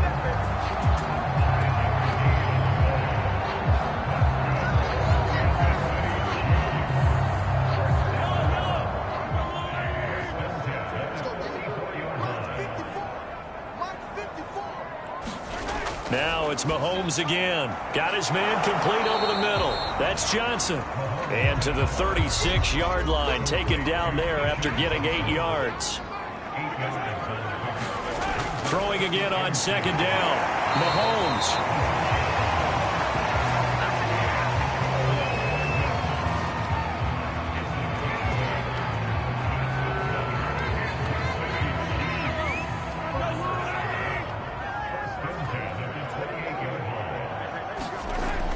To throw again. And that one drops down, incomplete. Good coverage there, forced the ball free, and it's 2nd down. To throw on 2nd and 10. Mahomes on target over the middle to Hill. And this is going to lead to another 1st down as the tackle's made at the Bucs 17-yard line. Operating from the red zone now, Mahomes. Quick hitter here, it's complete. And he's going to get a solid gain of 9 before being brought down. 2nd and right at a yard. Give him 9 there on the 1st down completion. And to give this time to the tailback. And the Chiefs are going to have a 1st and goal forthcoming as he takes this down to about the 5-yard line. So the Chiefs in possession of the ball as we welcome you back. They've got it 1st and goal as they look to punch in a late score. The quick slant caught. And he'll be brought down here at the 3-yard line. That catch good for only a couple. Back in the end zone. Could he get his feet down? No, it's incomplete.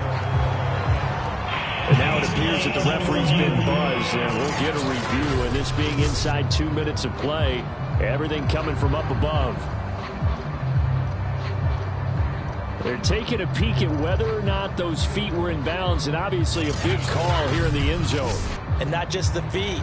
How about the hands? How's the ball possessed while the feet are hopefully getting down in bounds? That's what they're trying to look at to see if it all comes together.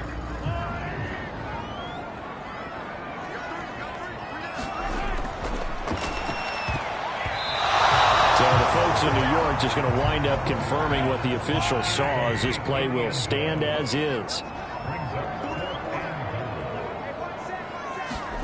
Now Mahomes got to have this one. And that's caught. It's Kelsey. Touchdown, Kansas City. Travis Kelsey, his 2nd touchdown on the season. And the Chiefs have got it back to a 2-score game here in the 4th. I'm not sure win-win is the proper term here, but it certainly felt like it. They got the touchdown they needed. But if I'm on the defensive side of the ball, okay, you got the touchdown, but it sure took you a long time. Yeah, because offensively, though, you're probably hoping for a 1 to 5 play drive. That one ate up a little more time than they were hoping. You're exactly right, and if you have that 1 to 5 play drive, you actually build up momentum and even more hope. When they had to slog their way downfield, they got the touchdown, but it's almost like, yeah, you know, it doesn't feel right. Exactly.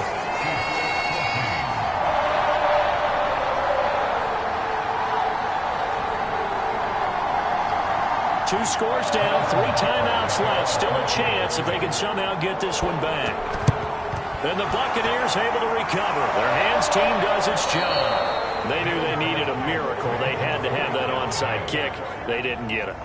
Well, as we knew, even before they put the toe to the leather on that one, their chances of getting that done.